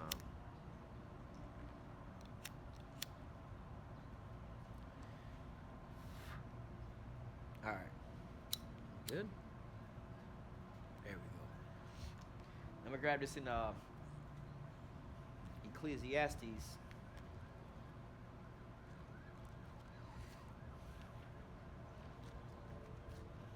This is Ecclesiastes 12.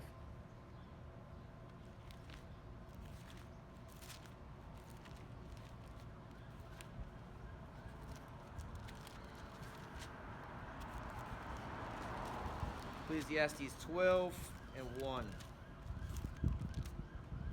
It says, remember now thy Creator in the days of thy youth, while the evil days come not, nor the years draw not, when thou shalt say, I have no pleasures in them. And this is what we've been practicing for the longest time, since we've all come into this truth, especially the brothers that's been in the truth before 2020.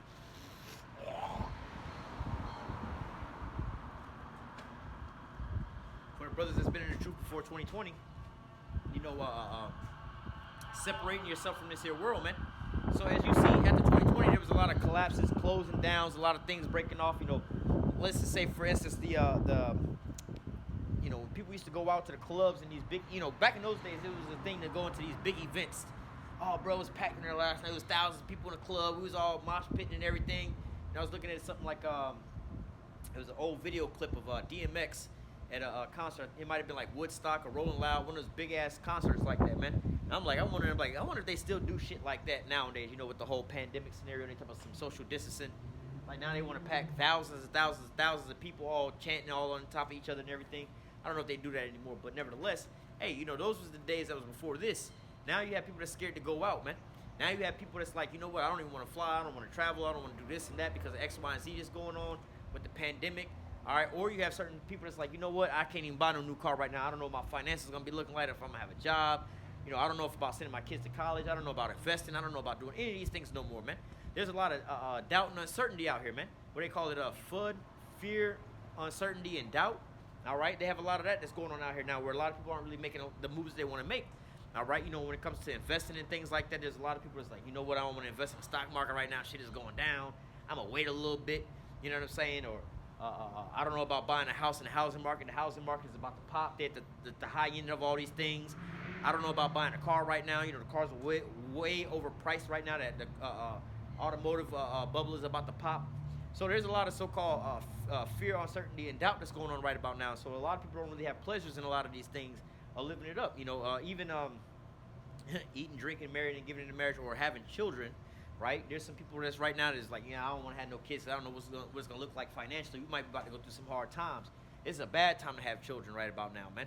So with all these different things that's going on, these are now, like the scripture say, remember thy Creator in the days of thy youth.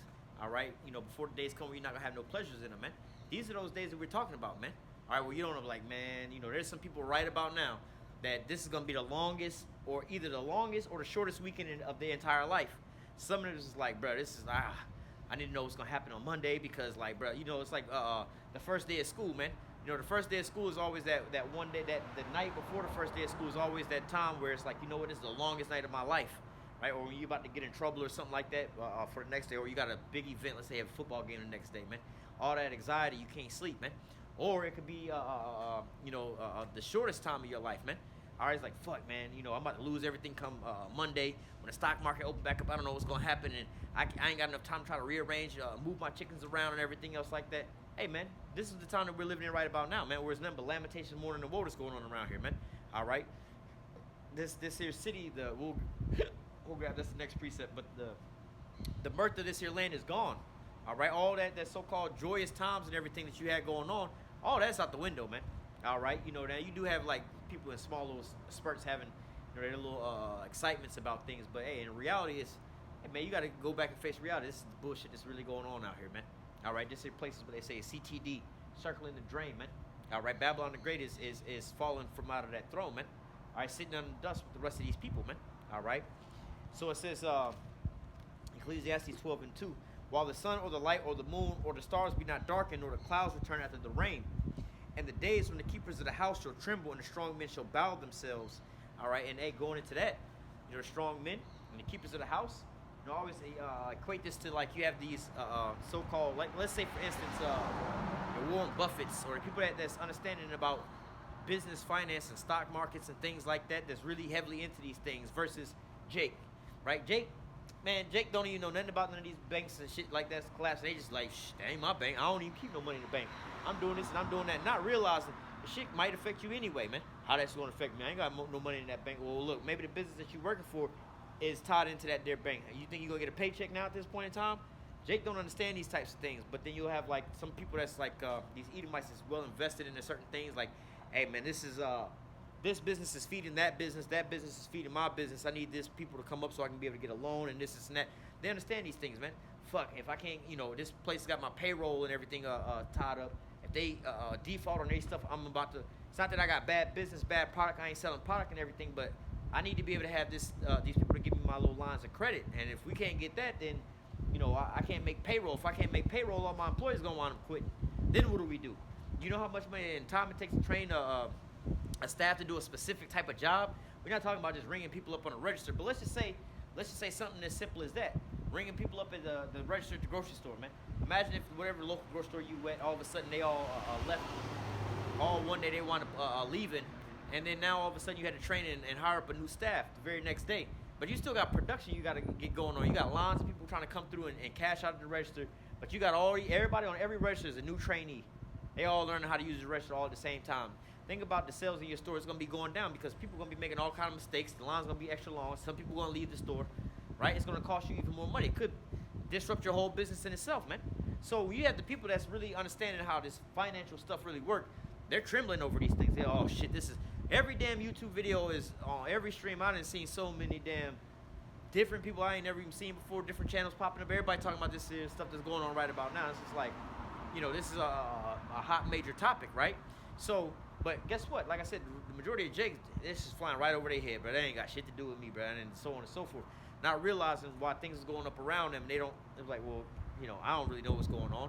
So, hey, when you look at those that's really understanding about the financial things that's going on, when they panic, bro, you should be like, hey, there's something really going on. But if you over checking the temperature, looking at Jake and how Jake looking at things, Jake out there partying, like I said, right this weekend, Jake probably out there partying for the little holiday, whatever it's St. Patrick's Day, right? Maybe going out to I think we got red ties, so. But let's just say hypothetically going out to the beach and cooking out and everything else like that, living it all up. Then come to Monday, they go to work, not even realizing it, even thinking about this. May go to work on Monday and find out that, hey, we had to let everybody go, man.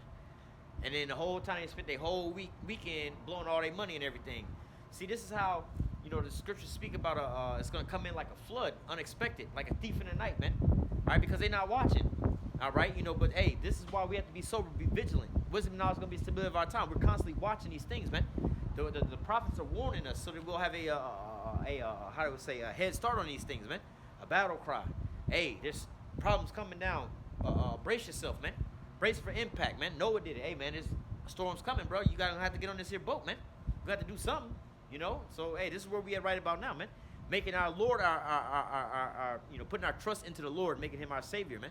All right, or how do I put it? That's our way out, more or less to say. Our own arm can't save us. All right. Continuing on, verse 3 again, it says, "In the days when the keepers of the house shall tremble, and the strong men shall bow themselves, and the grinders cease because they are few, and those that look out the windows be darkened, and the doors be shut in the streets when the sound of grinding is low, and he shall rise up at the voice of the bird, and all the daughters of music shall be brought low." Now, hey, think about that, man. The grinding ceasing, all right? Again, you can wake up in the morning, and then, like I said, a lot of these, you really don't know the full extent of all these things, man. All right, because when I was first hearing about this, what was the other bank called? SVB, Silicon Valley Bank, right? I was just thinking this was like a little regional bank that's in whatever. This is somebody's bank. It was like, well, no, come to find, you start doing the research. Really, they don't really have regular individual customers like that. Really, it's a business bank. This bank houses businesses and things like that. Oh, shit. So now if that's the case, it's not just a bunch of people that's getting fucked over. It's a bunch of businesses getting fucked over, which kind of magnifies the bigger problem. You see what I'm saying? This is like... to give you an example, right? Let's say, for instance, you at a grocery store, right? And one of the items, let's say eggs went up, right? Oh, well, shit, eggs went up. Motherfucker, I'm allergic to eggs. It don't really bother me if the eggs went up. I don't eat eggs anyway, right? So some people have that mindset. It don't bother me. I don't fucking eat eggs anyway. The eggs go up. I don't give a damn. Well, now you do the research, like I'm saying, hey, that's equivalent to this bank that's going under, right? The eggs is equivalent to what? Regular people that's going inside the bank, like me, you, him, and her. Well, I don't eat eggs anyway. I don't bank there. It don't really bother me. Well, I don't give a fuck about that, right? No, that ain't the real problem. When you do the real research, it's like, well, no, it's not that just the eggs did go up, yes. But it's not just about the eggs. The price of gas is going up. So the price of gas is going up means that everything in this grocery store got here via what? A truck. Some kind of truck brought it here. So if the gas is going up, all the other products inside the store is going up. So yeah, if you allergic to eggs, but what about that bread over there that you about to go and buy? What about this here steak you finna go buy? What about this here chicken you finna... All that shit's going up too, man. It's not just the eggs. So now you understand the depth of these things. You understand, like, oh shit, it's really, getting to that point, man. All right, but hey, what do we understand? The vision's yet for an appointed time, but at the end it shall speak and not lie. All right, you're not gonna be able to how do I say, hide any of these things anymore, because as the scriptures say, hey, it's gonna how's it worded? It shall come and it shall not tarry, roughly paraphrasing. Right, it's definitely gonna come up and come to pass. And then not only that, it's gonna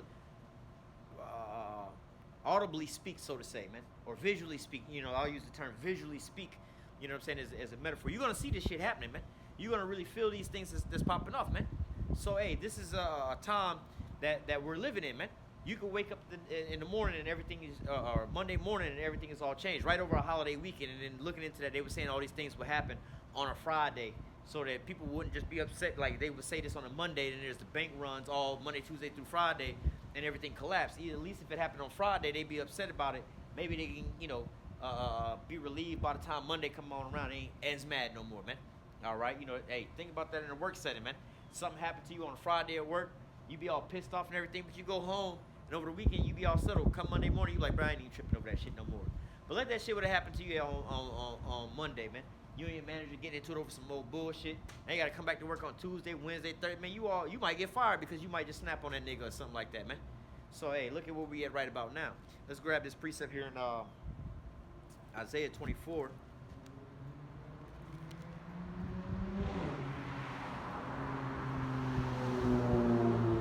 Oh boy, that sounds horrible.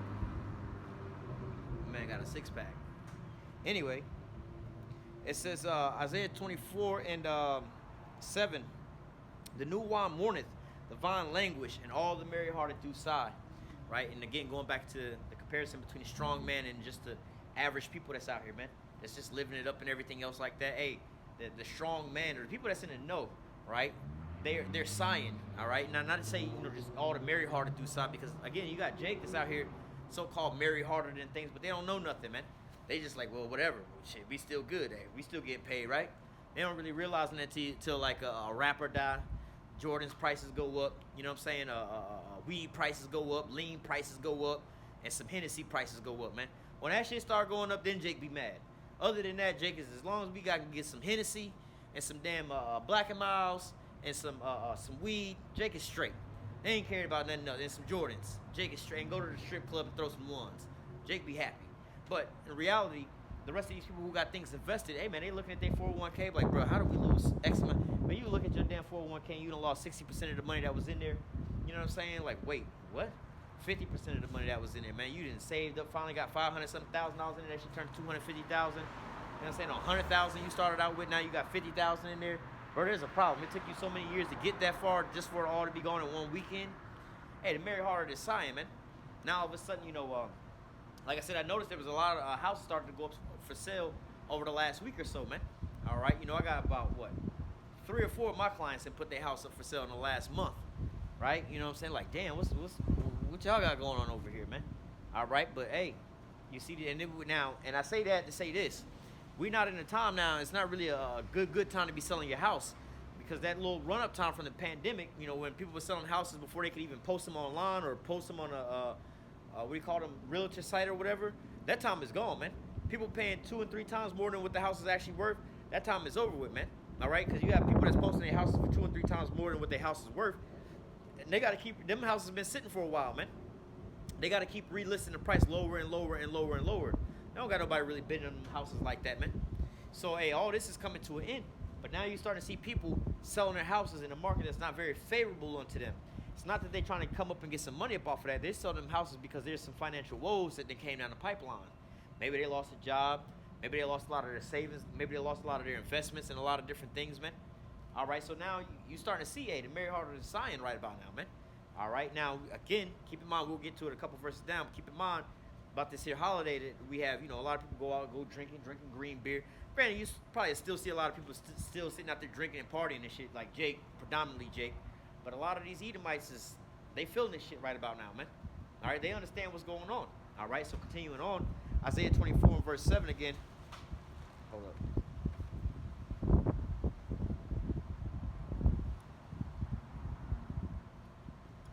Isaiah 24 and 7.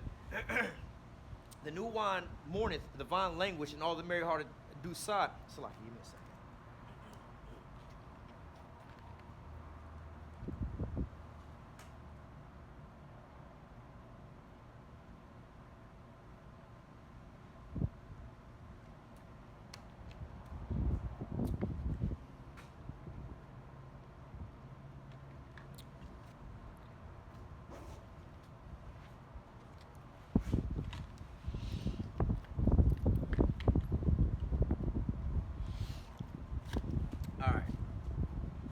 Now going back,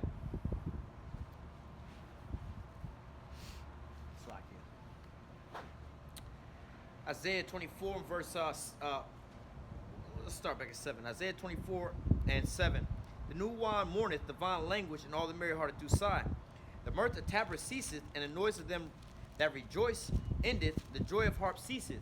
So again, the mirth of tabrets, the celebrations, the parties and things like that.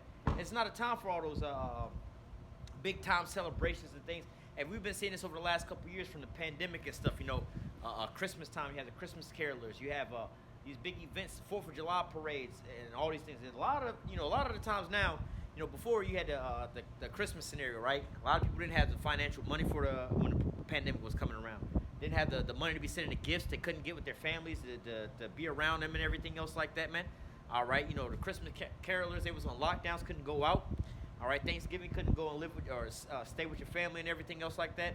The 4th of July are these big events where people are gathering in massive crowds and everything. You got a lot of massive shootings going on outside nowadays, man. So people are afraid to gather in masses, man. All right, and St. Patrick's Day, man. Even though they do have an event going on around the corner and everything else like that, man, there's a lot of people that's hesitant to spending money. The wise of these people is like, you know what? Maybe we don't go out this weekend and go spend out and go splurge for the holiday and be eating all big and everything, because we don't know what our bank account and shit is going to look like or what kind of problems we're going to have Monday morning when the shit opens up. There's still some bad things that's going on right about now, man. All right, so you have to think about all these things, and you have to look at it like, hey, look, is it really worth us to go turn up with all these things that's going on, financially, all right, economically and everything else like that, man. All right, so the mirth of tabrets ceases, man. All right, granted, again, there's still people probably going to be out for this here holiday. Obviously, I see it around the corner. But I can guarantee the amount of people that's going out is less and less, man. All right? It says, the new wine mourneth the vine languish, and the merry hearted do sigh. The mirth of tabrets ceaseth, and the noise of them that rejoice endeth, and the joy of harps ceases. So, hey, the joy of harps, the good sounding music, hey, they partying and fiesta. Hey, really think about it right about now, man. These people out here being joyous and everything else like that, and partying it up. What are y'all really celebrating, man? All right, you celebrating what? A possible World War III with Russia over a down drone. You celebrating the defaults of all these damn banks and not knowing if you're gonna have any kind of financial infrastructure come Monday. What are you celebrating about out of all these things, man? All right, what's really popping off over here, man? All right, debt just being constantly raised up, interest going up. All right, your dollar being divided. What are you celebrating? What are you happy about out here, man? All right, these people have no idea what's really coming down the pipeline, man. All right, but like the scriptures say, as in the days of Noah, so shall be the coming of the Son of Man. They're gonna be eating, drinking, marrying, and giving into marriage, man. You're still gonna have some people that's just out here living it up, man. Still out here just so-called partying it up, even though they have all these financial woes going on outside, man. All right, a lot of times when there's how they have the saying, they ain't even see it coming. There's some people that are like, you know what, they kind of see the storm is coming before, the clouds before the storm. They'll see that and they'll take shelter. But then you have some people that just get caught off guard anyway, man. Just because you don't see them, well, they over there preparing, they over there scared, I'm going to just go ahead and live it up. Yeah, just because you see those people that's living like that, thinking like that, you just don't see them when the rain start coming down. Now, they out there, like it was an Outkast song, listening to some song, and it's a song, Bombs Over Baghdad, where they talking about something about listening to the weatherman or something like that. Now they sitting in the drop top soaking wet. Something about sitting in a silky suit, trying not to sweat, listening to the weatherman and the drop top soaking wet. Basically what they were saying was something to the account of they didn't listen or they didn't hearken to the weatherman. They out there shining, looking good. They took out them dunks and everything else like that. They got the drop top, flexing on Jake out there, man, looking all good and they best. But they ain't check the news. They didn't check the warning. They didn't hear the warning from the prophets, man, the weatherman, right? Now it's raining. Now you sitting out there looking stupid.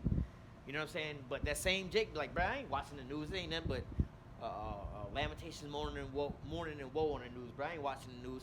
Now you sitting in the drop top soaking wet, looking stupid as hell, man. You going back to that Bombs Over Baghdad song. Every time I hear that line, I think about that, man. Yeah. Just because these people ain't over here hearkening into everything. But people look at us like that, man. All right, y'all need to date, y'all go live y'all life. Y'all need to go out there and go get jobs. Y'all need to go get some women, go do these things. Hey, it's Babylon. Let's go turn up. The 2020 came around and everybody had to sit down. And guess who was out there really feeling it, man? Who was really going through relationship problems with their significant other because for the first time they had to be locked down with that one person. Or how many of the people who was locked down in their house by themselves had to really find out who, if they really could stand themselves or not, man. How many people was committing suicide over just the massive depression based off of that alone, man? All right. So hey, you don't want to be in that predicament, man. The merry-hearted do sigh, But at the same time, the celebrations are still going on. But hey, what are they really celebrating, man? All right, this is these people that's like, well, fuck it, I'm gonna just go ahead and cognitive dissonance, man. All right. Isaiah 24:8. The tabrets of mirth. The mirth of tabrets ceaseth, and the noise of them that rejoiceth ended. The joy of harps ceases. They shall not drink wine with a song. Strong drink shall be bitter to them that drink it. Now, granted, this is a holiday where they drink green beer for St. Patrick's Day, man. So I can imagine there's probably, yesterday and today, right? I think the holiday was yesterday, 17th. Today's Saturday. So, granted, I guarantee that there's a lot of bars right now. People sitting over at the bars, drinking a little green beer. All how do I say? And that woe spirit. Instead of the woo spirit, they're in the woe spirit. You know what I'm saying? Woo, turn up. They're not in that turn up spirit. They're in the woe is me spirit, man. Matter of fact, yesterday they got a Beef O'Brady's, right, which is a little restaurant. I believe it's an Irish restaurant. It's an American, but I think it's the ties go back to some kind of Irish thing or whatever. But anyway. There's one of those in the plaza near my house where the grocery store is at, so I had to pass it when I go to this certain plaza. Anyway, I went by there yesterday morning, on my way out to work, and I see people out there, they open in the morning times and everything. They have people go in there. A lot of the time, their first and early customers are people that are on their lunch break at noon, right? Or people that's around in the area and everything. But man, I went up there in the morning time. There's people already sitting outside, smoking their cigarettes and got their little beer out there. I'm like, damn, bro. Y'all are already turning up, having y'all little beer and everything else like that, man. It ain't even to the point where y'all having y'all little event thing out here, man. Y'all just, it's like first thing first in the morning. But guess what? They're not out there trying to so-called turn up, man. All right, they're over here drinking away their pain and their sorrows, man. And a lot of people are out here doing these things, and they'll masquerade these things in. But I'm just gonna turn up to try to get away from these things, man. But look at Jake. Jake does this Monday through Friday, catching hell at the job, man. And what do they wind up doing on Friday night? They go out to the club to try to escape from that there hellhole, man. What's the whole point of people taking What's the point of Jake taking vacations, man? They so-called feel like they living for a point in time because they always constantly working. It's like, you know what, bro? I gotta get out. I gotta go live a little bit, man. But nowadays, hey, man, people ain't in that. You know, people are like how Jake is when it comes to vacation. I gotta escape this hell for a brief moment. It's too much, man. So now, yeah, they may be drinking and they may be so-called partying and so-called that woo spirit, but that woo spirit is to cover up not a real celebration or nothing. They're just lying to themselves so that they can get out of that depression that they're in right about now, man. So, hey, even though you have some people that's like, you'll hear some of these people, hey, girl, let's go out this weekend. Wow, we all broken everything. We need to get out to get this off of our mind. That's the type of spirit that they in. But, hey, what does the scripture say about that, man? All right, we're not in that time frame to where they're going to be over here in that real woo spirit, man. They're in that woe is me spirit, man. So, going back, Isaiah 24 and 9, they shall not drink wine with the song, and strong drink shall be bitter to them that drink it. You know, and that's another thing, the type of songs where they be, drinking to, like, shots, or turn up, or, celebration type songs versus, oh, I lost my dog, and drinking, some shit like that, man. You know what I'm saying? You have a lot of these so-called sad, sorrowful songs now where people be drinking to and everything else like that versus, that's more or less the story of America right about now, man. A sad sorrow song while they drinking at the bar and got their head down versus a celebratory song and them just partying and everything else like that, man. Because again, what does America got to be partying about? What do they got to be celebrating, man? All right, your economic downfall, man. Your infrastructure collapsing, trains derailing all over the place, man. All right, you losing confidence with your allies in the military, man. You being sunned by Russia over here, man. All right, you got America and all their damn allies trying to fight with Russia, and they just losing over there, man, badly. Despite what the hell the news is saying, man. If the news, if Russia was losing, Russia would be needing to be supplied by somebody else right about now. Russia would be needing some money right about now. Russia's the most sanctioned country on the face of the earth. Meaning, hey, don't nobody fuck with them, don't nobody train them, don't nobody do shit with them, or else we coming at y'all ass. And they making more money than y'all, some of these European nations right about now, man. That's on good terms with America, man. All right, so hey, this is things ain't always what it seems to be. All right, they had this propagated lie about, hey man, everything is all good out here when everything ain't all good out here, man. Really check the temperature. Really talk to some of these people how they really living out here, man. All right. It says, verse 10, the city of confusion is broken down. Every house is shut up that no man may come in. All right. And again, going into these things, we start to see this with the bank collapses and everything else like that. All right. A lot of these businesses are about to start being shut down, man.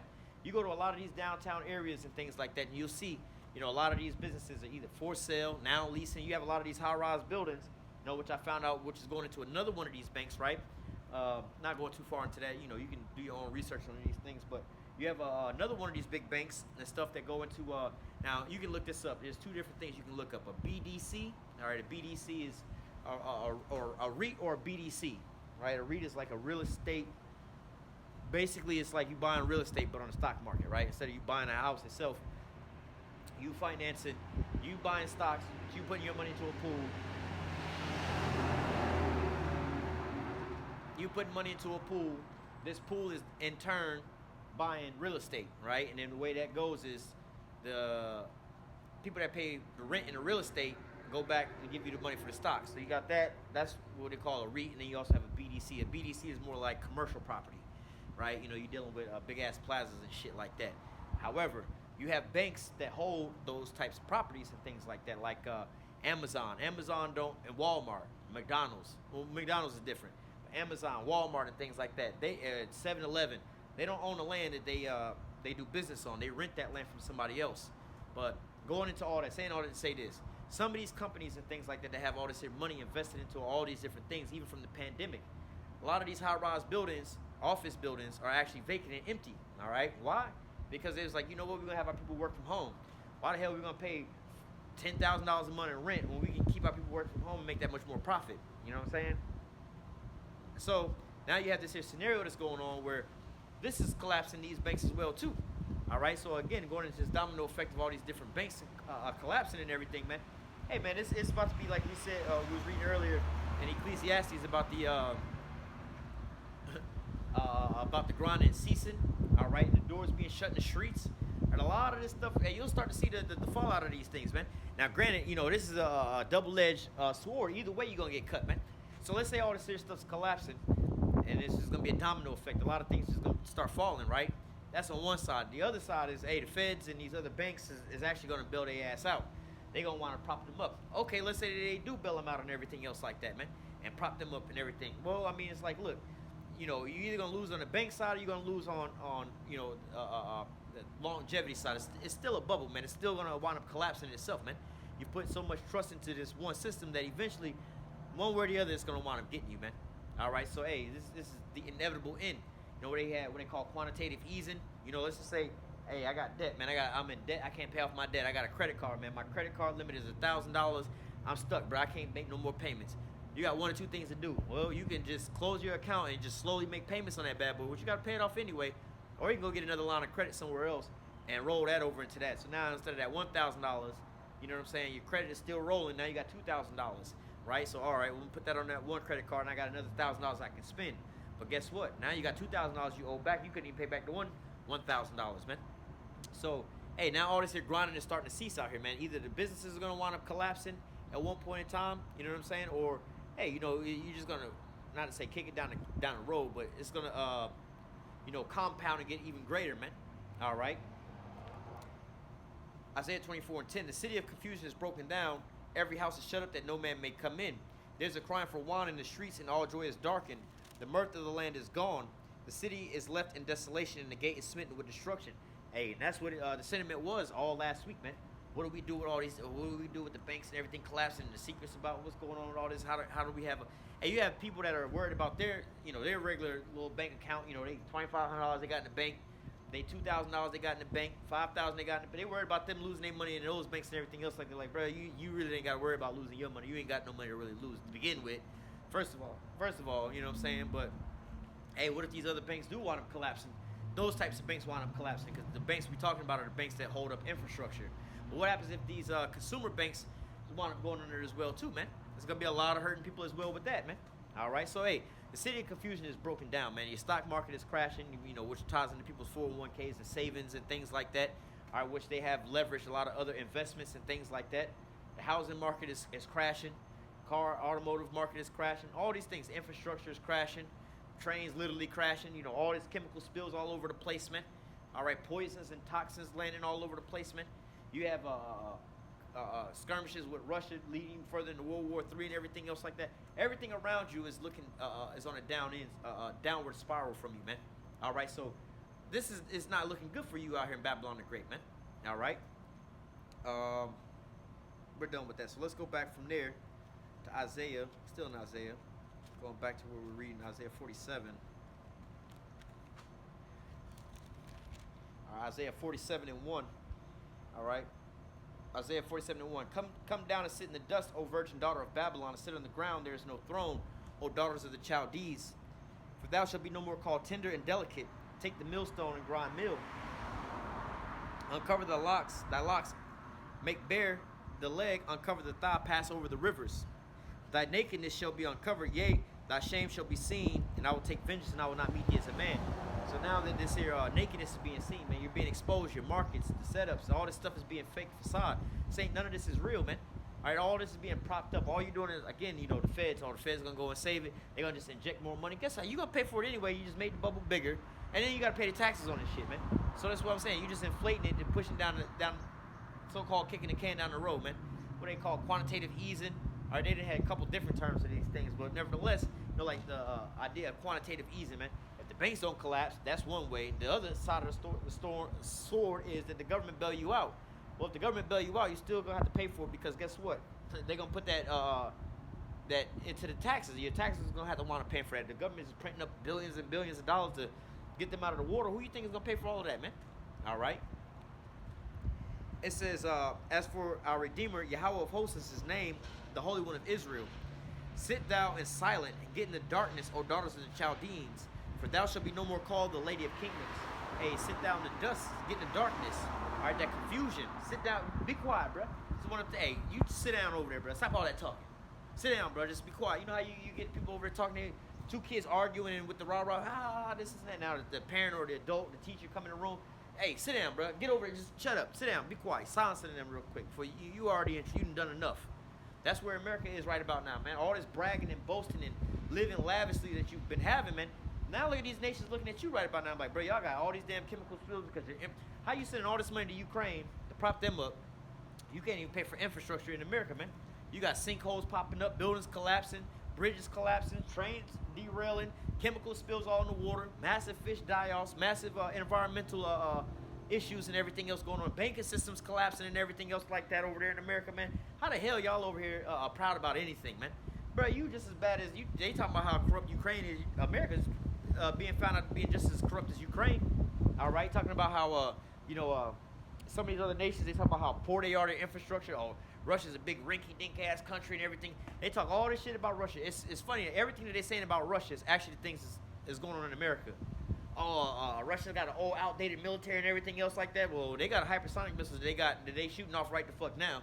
America ain't even got one in a test phase yet. You see what I'm saying? America's over here still, them and their allies are still resupplying Ukraine. Ain't nobody had to resupply Russia yet. And they're over here bombing the shit out of these folks over there, man.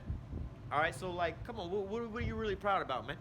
All right, you talking about the prosperity of America and how rich that y'all are? Hey, y'all money is being devalued right about now, man. All your trade and everything else like that is starting to come to a halt, man.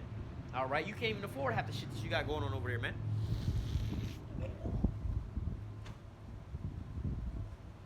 So now, hey, America's being put into the ground, man. Hey, bro, you go sit your ass down somewhere real quick, man. It says, verse 5, sit down and silent, sit thou silent and get thee in the darkness, O daughters of the Chaldees, for thou shalt be no more called the lady of kingdoms. All right, ain't no more throne for you, right? For I was wroth with my people, and I have polluted my inheritance and given them into thy hand. Thou didst show them no mercy. Upon the ancient house thou heavily laid thy yoke. Now you're starting to see, what is that, Deuteronomy 30 and 7 coming into play, all the curses being lifted off of us and being put on Esau.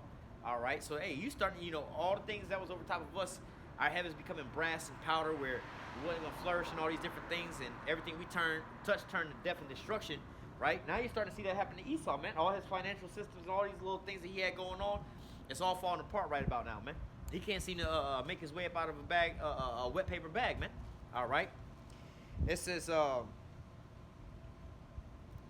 we at? Verse 7. Yep, it says, and thou sayest, I shall be a lady forever, so that thou did not lay these things to thy heart, neither did thou remember the latter end of it. Whoo! And there's a couple things off of that Habakkuk, man. Because thou hast spoiled many nations, all the remnant of the nations is going to spoil thee. All right, because of men's blood and for the violence, all the things that you wind up doing is now coming back to bite you in the ass right about now, man.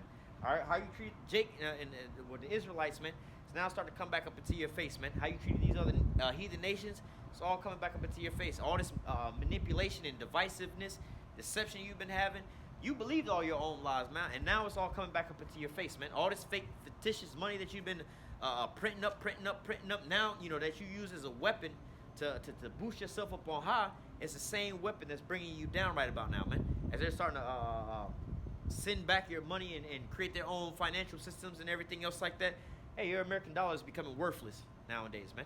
All right? It says, verse 8, therefore now hear this, thou art given to pleasures that dwellest carelessly, that say in thy heart, I am, and none else beside me. And that's America to a T. Like I said, we're very privileged over here to not have to worry about a lot of these different things, man, that these other nations have to deal with. Like I said, go look at any of these videos between the war between Israel and Palestine and everything else like that. Every last one of them videos, you see them nighttime videos of just what it's like living over there at nighttime and stuff. The air raid sirens. You can see people sitting outside eating at a restaurant outside. All of a sudden, the air raid sirens going. They all know what the fuck is going on. The sad part about it is they all know what's going on. They all know the drill. Versus somebody's like, man, what the fuck is that sound? What do we do? We don't know what the hell this sound is. Or what. That's, going to the, we're not really used to this. This is not something that's normal to us. But the fact of the matter, when the sirens go off at a restaurant and everybody go run to the same bunker and they all know what to do, we all used to this type of shit, bro. That's no way to really be living, man. You in the bed in the middle of the night not knowing if bombs are gonna come flying through your roof in the middle of the night, man. You don't know if you're gonna wake up in the morning and you're gonna be able to find a meal. You know, your whole life just revolves around finding food. If I don't find food, we're gonna starve to death. That's our whole life. We over here worried about some shit, bro. Where we going on vacation next month?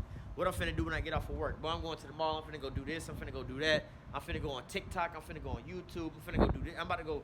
You see these jakes out here doing these little prank videos. They just walking around just doing videos all damn day long, man. Jake, you got the not the pleasure, the privilege enough to be able to live like this, man. Like I said, man, these women is selling their body on OnlyFans. It's not because they living under a fucking bridge and they starving and it's the only way to get up. Nah, these hoes is living in high rises already to begin with. They just want to make an extra bag. That's a luxury for them, man. You see what I'm saying? It's like, yo, bro, like, that's crazy where that's like, they say it's the oldest profession because it's like, yo, when shit really get hard, they gonna go back to the one thing that they got, you know what I'm saying, that they can be selling at that point in time. Look at the society we in nowadays where it's like, shit, we at the top, we ain't got nothing else better to do but sell the damn box, man. That's a real low life to have out here, man. But we're that privileged to be able to have these types of things, man. Throw food away, massive amounts of food and everything else like that, man. All you can eat buffet. I done went and pot up all this food on my plate at the buffet. I tasted it. Oh, it ain't seasoned. Y'all can go ahead and throw all that food away, bro. I don't want none of that shit, man. Oh, there was a hair on my little pile of food. Throw all that shit away, man. Go tell that to some of them people that's going out there digging out food out the trash cans, man. All right, that's over there washing their clothes and bathing inside of water that's shit infested and things like that, man. Catching fish out the same water to eat, man. Go tell that to them people, man. And America's been living carelessly the whole time, man. Like I said, we're walking up and down the streets where we ain't got to really worry about, you know what I'm saying, bombs going off, all these different things going on. You know, women walking through the streets in the daytime and the nighttime, half naked, getting in the Ubers, drunk, passed out and everything. They're not worried about being snatched up and taken like that, man. All right, you know, but hey, this is all coming into an end. All these things that you have as your so-called security and everything else like that is all going to come to an end. And the scriptures speak about that. You know about for the lack of bread, all right, they're going to be invading one another, all right, spoiling their neighbors and not having pity upon them. All right, hey, and this financial crisis system that's going on could lead to all of these things, man. Ultimately, it's going to lead to the chip, right, the mark of the beast. We know about all these things, but hey, you know, you live in your security, or living in apartment buildings, living right next door to each other. You know, here in Florida, our houses ain't but, 6 feet apart from one another. So, like, you could be in your house listening to, watching a movie with the surround sound on and everything else like that. Your whole neighbor can hear the whole fucking shit that you watching, right? So you live that close to somebody. Hey, this is a luxury. We live in a subdivision, everything all right here. Hey, but it's going to come it's going to be a plague onto you when that Jacob's trouble hit and you looking for food, or, you know, they looking for, let's say, everybody lights is out or something like that. The power grid is out, right? You know what I'm saying? You looking for food. Hey, it's going to be easy. Like, yo, I can see my neighbors got lights on from here. I know who got food, who don't got food. Matter of fact, I know that in the last major hurricane we had, not the last hurricane, but the one right before that one, right, which was last year. They were both last year. They tore up all of Florida and shit. On my street, it was me, my neighbor beside me, like my neighbor on one side, my neighbor on the other side, and the two neighbors across from me, right? Only the 5 of us had power on my whole subdivision. It was only 5 people with power. Now, granted, we was only in our neighborhood, we was only out of power for what I want to say like a day or something like that. Now, imagine if we was out of power for like a month, right? And we were the only ones with lights on and they could see. Guess what was gonna happen when their food starts spoiling? They get hungry. Where do you think they're gonna start looking for food for first? They're gonna go as close as to find the food that's closest to them first, and then branch their way up out of there, man.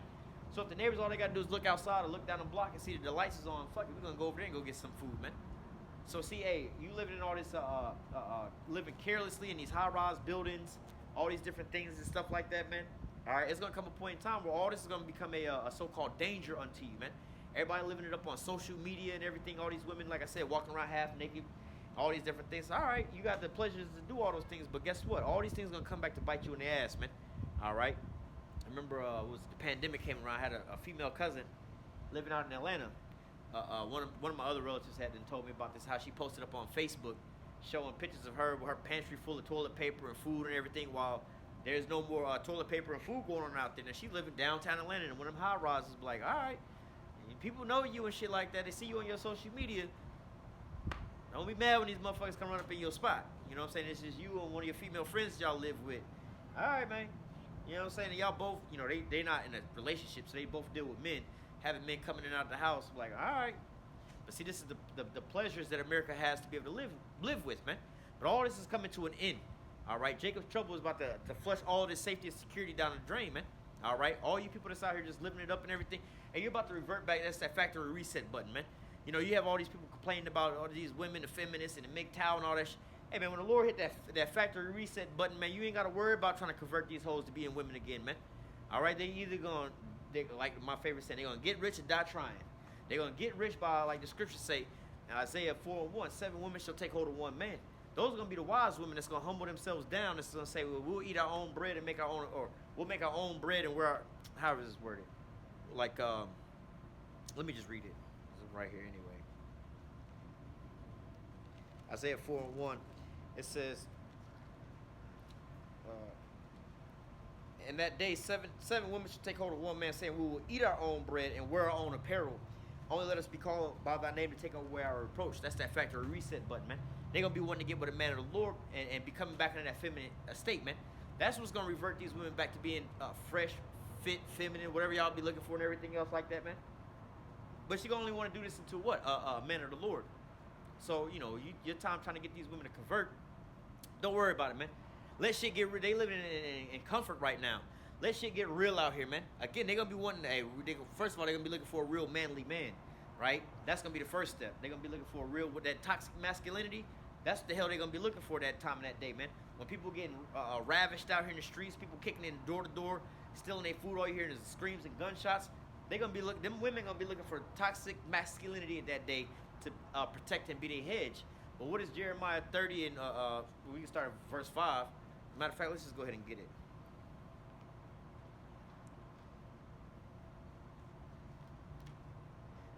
I don't know what I just said. I don't know. I think I might have said Isaiah, but we're looking for Jeremiah, not Isaiah.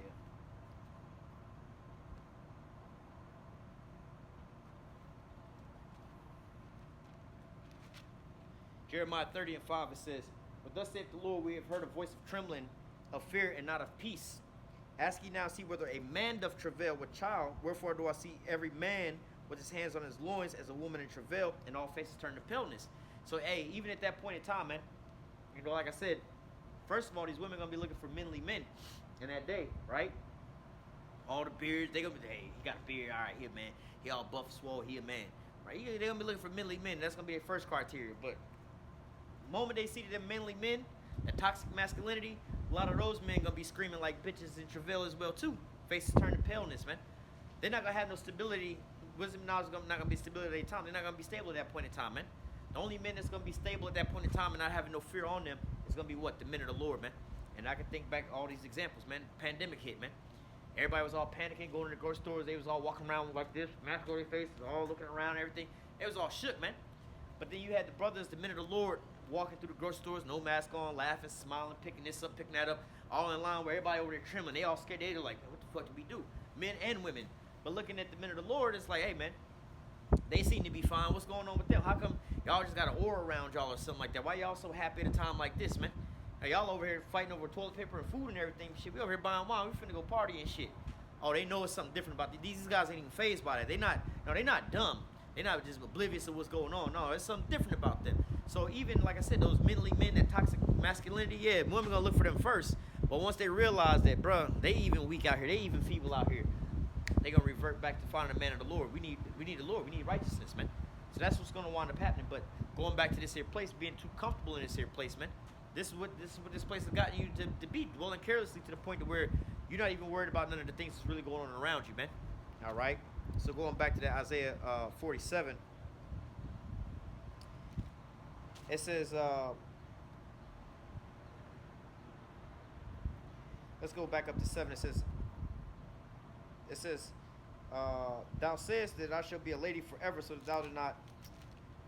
Hang on. And thou sayest, I shall be a lady forever, so that thou did not lay these things to thy heart, neither did thou remember the latter end of it. Therefore, now hear this, thou that art given to pleasures, and that dwellest carelessly, that saith in thy heart, I am, and none else beside me. I shall not sit as a widow, neither shall I know the loss of children. They think that they're going to go on forever, man. All right? But these two things shall come to thee in a moment, and one day, the loss of children and widowhood. And they shall come upon thee in their perfection, for the multitude of thy sorceries, and for the great abundance of thy enchantments. So, hey, and this is what's going on right about now, man. All how they say the chickens are coming home to roost, man. All that stuff that you done propagated and propped up and everything, all that is coming down, man. That witchcraft, that enchantment, and all that stuff, deceiving the whole world about everything. Hey, the skirt is lifted up, man. The leg is made bare. We can clearly see, bro. This is not what you really want out here, man. So now this is that sobering fact that you're waking up to, man. You've been sold a dream and a fairy tale. Now you know it's like that woman that's off in the clubs. See this dude that's so-called flashy and balling and everything, and he swooped up on her. You know, bought her a drink, bought her friends a drink, all them a drink, and whining and dining this chick and everything else like that. She decided she want to go home with this dude and everything because he a baller and everything, right? So she go home with the dude, sleep the dude. They get out to a parking lot. He got him a nice little Maserati or some shit like that. Okay, this nigga balling and shit. You know what I'm saying? He take you back to this nice little house and everything. Oh, this nigga got some bread. Y'all over here smashing. Got the nice little 1,000 count thread sheet and everything. Oh, this nigga balling and everything. She fucked the dude and everything else like that. Next day she go, you know, they separate and everything else like that. He go his way, she go her way and everything. A couple weeks later, she go in the gas station. See the same Rodney up in there. Wait a minute, nigga. I thought you was pushing the Maserati and living out here off on the island and shit like that. What's going on? Why you in the gas station working? Come to find out, oh, the car was rented. That was Airbnb. You know what I'm saying? All this shit was a facade, man. This is all fake, man. Now you're starting to realize what's really going on. And that's what these people are out here waking up in America to the fact of, man. This was all a facade the whole time. Continuing on, verse 10, for thou hast trusted in thy wickedness, and thou sayest, none seeth me, thy wisdom and thy knowledge it has perverted thee. And thou hast said in thy heart, I am, and none else beside me. Therefore shall evil come upon thee, and thou shalt not know from whence it riseth, and mischief shall fall upon thee, and thou shalt not be able to put it off, and desolation shall come upon thee suddenly, which thou shalt not know.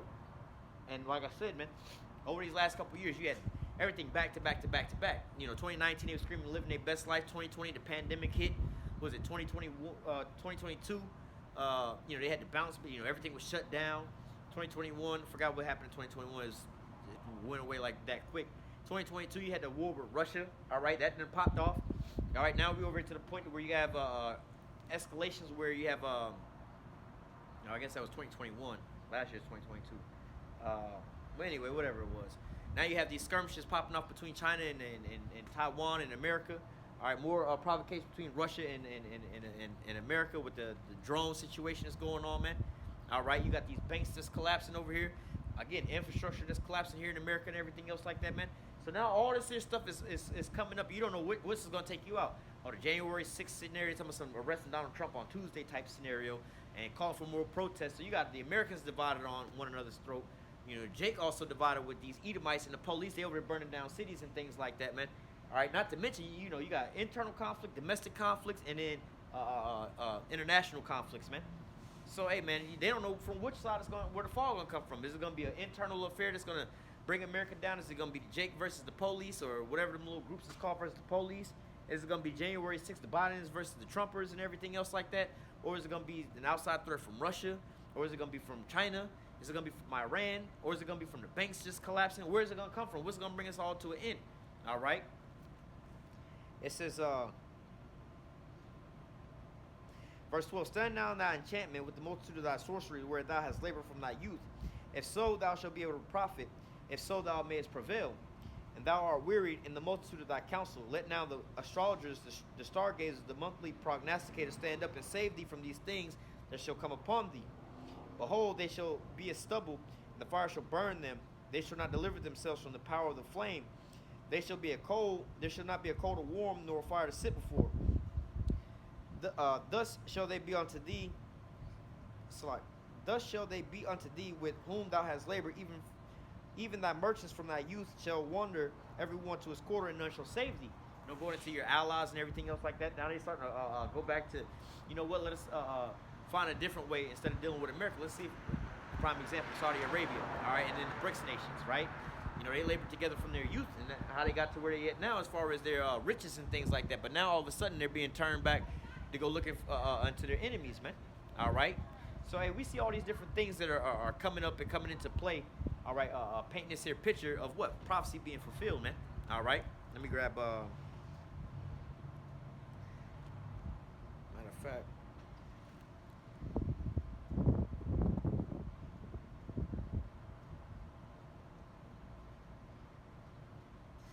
read this before I read that. This is well.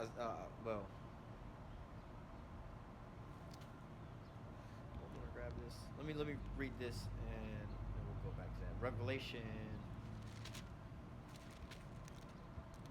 18 and let me start back at 4. It says, and I heard another voice from heaven saying, come out of her, my people, that you be not partakers of her sins, and that you receive not of her plagues. For her sins have reached unto heaven, and God hath remembered her iniquities. Remember her, even as she rewarded you, and double unto her according to her works, and filled to her cup what she hath filled to her double. How much she hath glorified herself and lived deliciously, so much torment and sorrow give her. For she saith in her heart, she saith in her heart, I said a queen, and am no widow, and shall see no sorrow. So this is, again, what we just read in Isaiah 47, the same thing that she's saying. Therefore shall her plagues come in one day, death and mourning and famine, and she shall be utterly burned with fire, for strong is the Lord God who judges her. So, hey, these are all the things, the plagues is coming upon this here place for in one day. All right, you know, and we're coming into that day now. You know, obviously the missile's going to destroy this place in one day, in one hour. But all this, the rest of this stuff is all hitting America all at one point in time, man. All in one season, man. All this stuff is starting to come up in these latter years, man. All in Babylon the Great. So now the pleasurous days are gone, man. All right, all the days of mirth and building and making all this here money. They used to say, oh, the money was flowing, the money was cheap, the money was all this and that. Now it's hard to make a buck out here, man.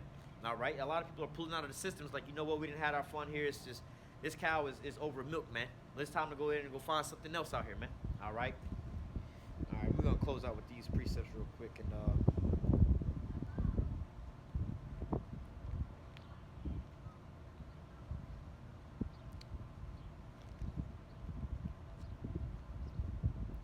speaking about this prophecy, let me quoted this earlier. This normally comes out every week, so we'll go ahead and add it to the list.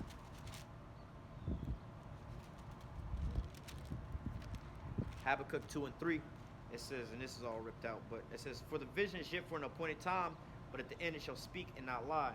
Though it tarry, wait for it, because it will surely come and it will not tarry.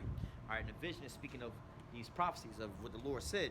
This is Isaiah 46 and 10, declaring the end from the beginning and from the ancient times, the things that were not said, saying, my counsel shall stand, and I will do all my pleasure. All right, let's read that again. Declaring the end from the beginning. So, hey, before all this even came to play, from the very beginning, the Lord declared the end. All right, and from the ancient times, the things that are not yet done, saying, my counsel shall stand, and I will do all my pleasure. So, hey, the Lord's counsel is going to be the thing that stands, man. The Lord's counsel is what's going to actually take place. So you can think about whatever you want to think about, think things are going to go the way you think things are going to go, but we know ultimately that the Lord's will and his counsel is going to stand, man.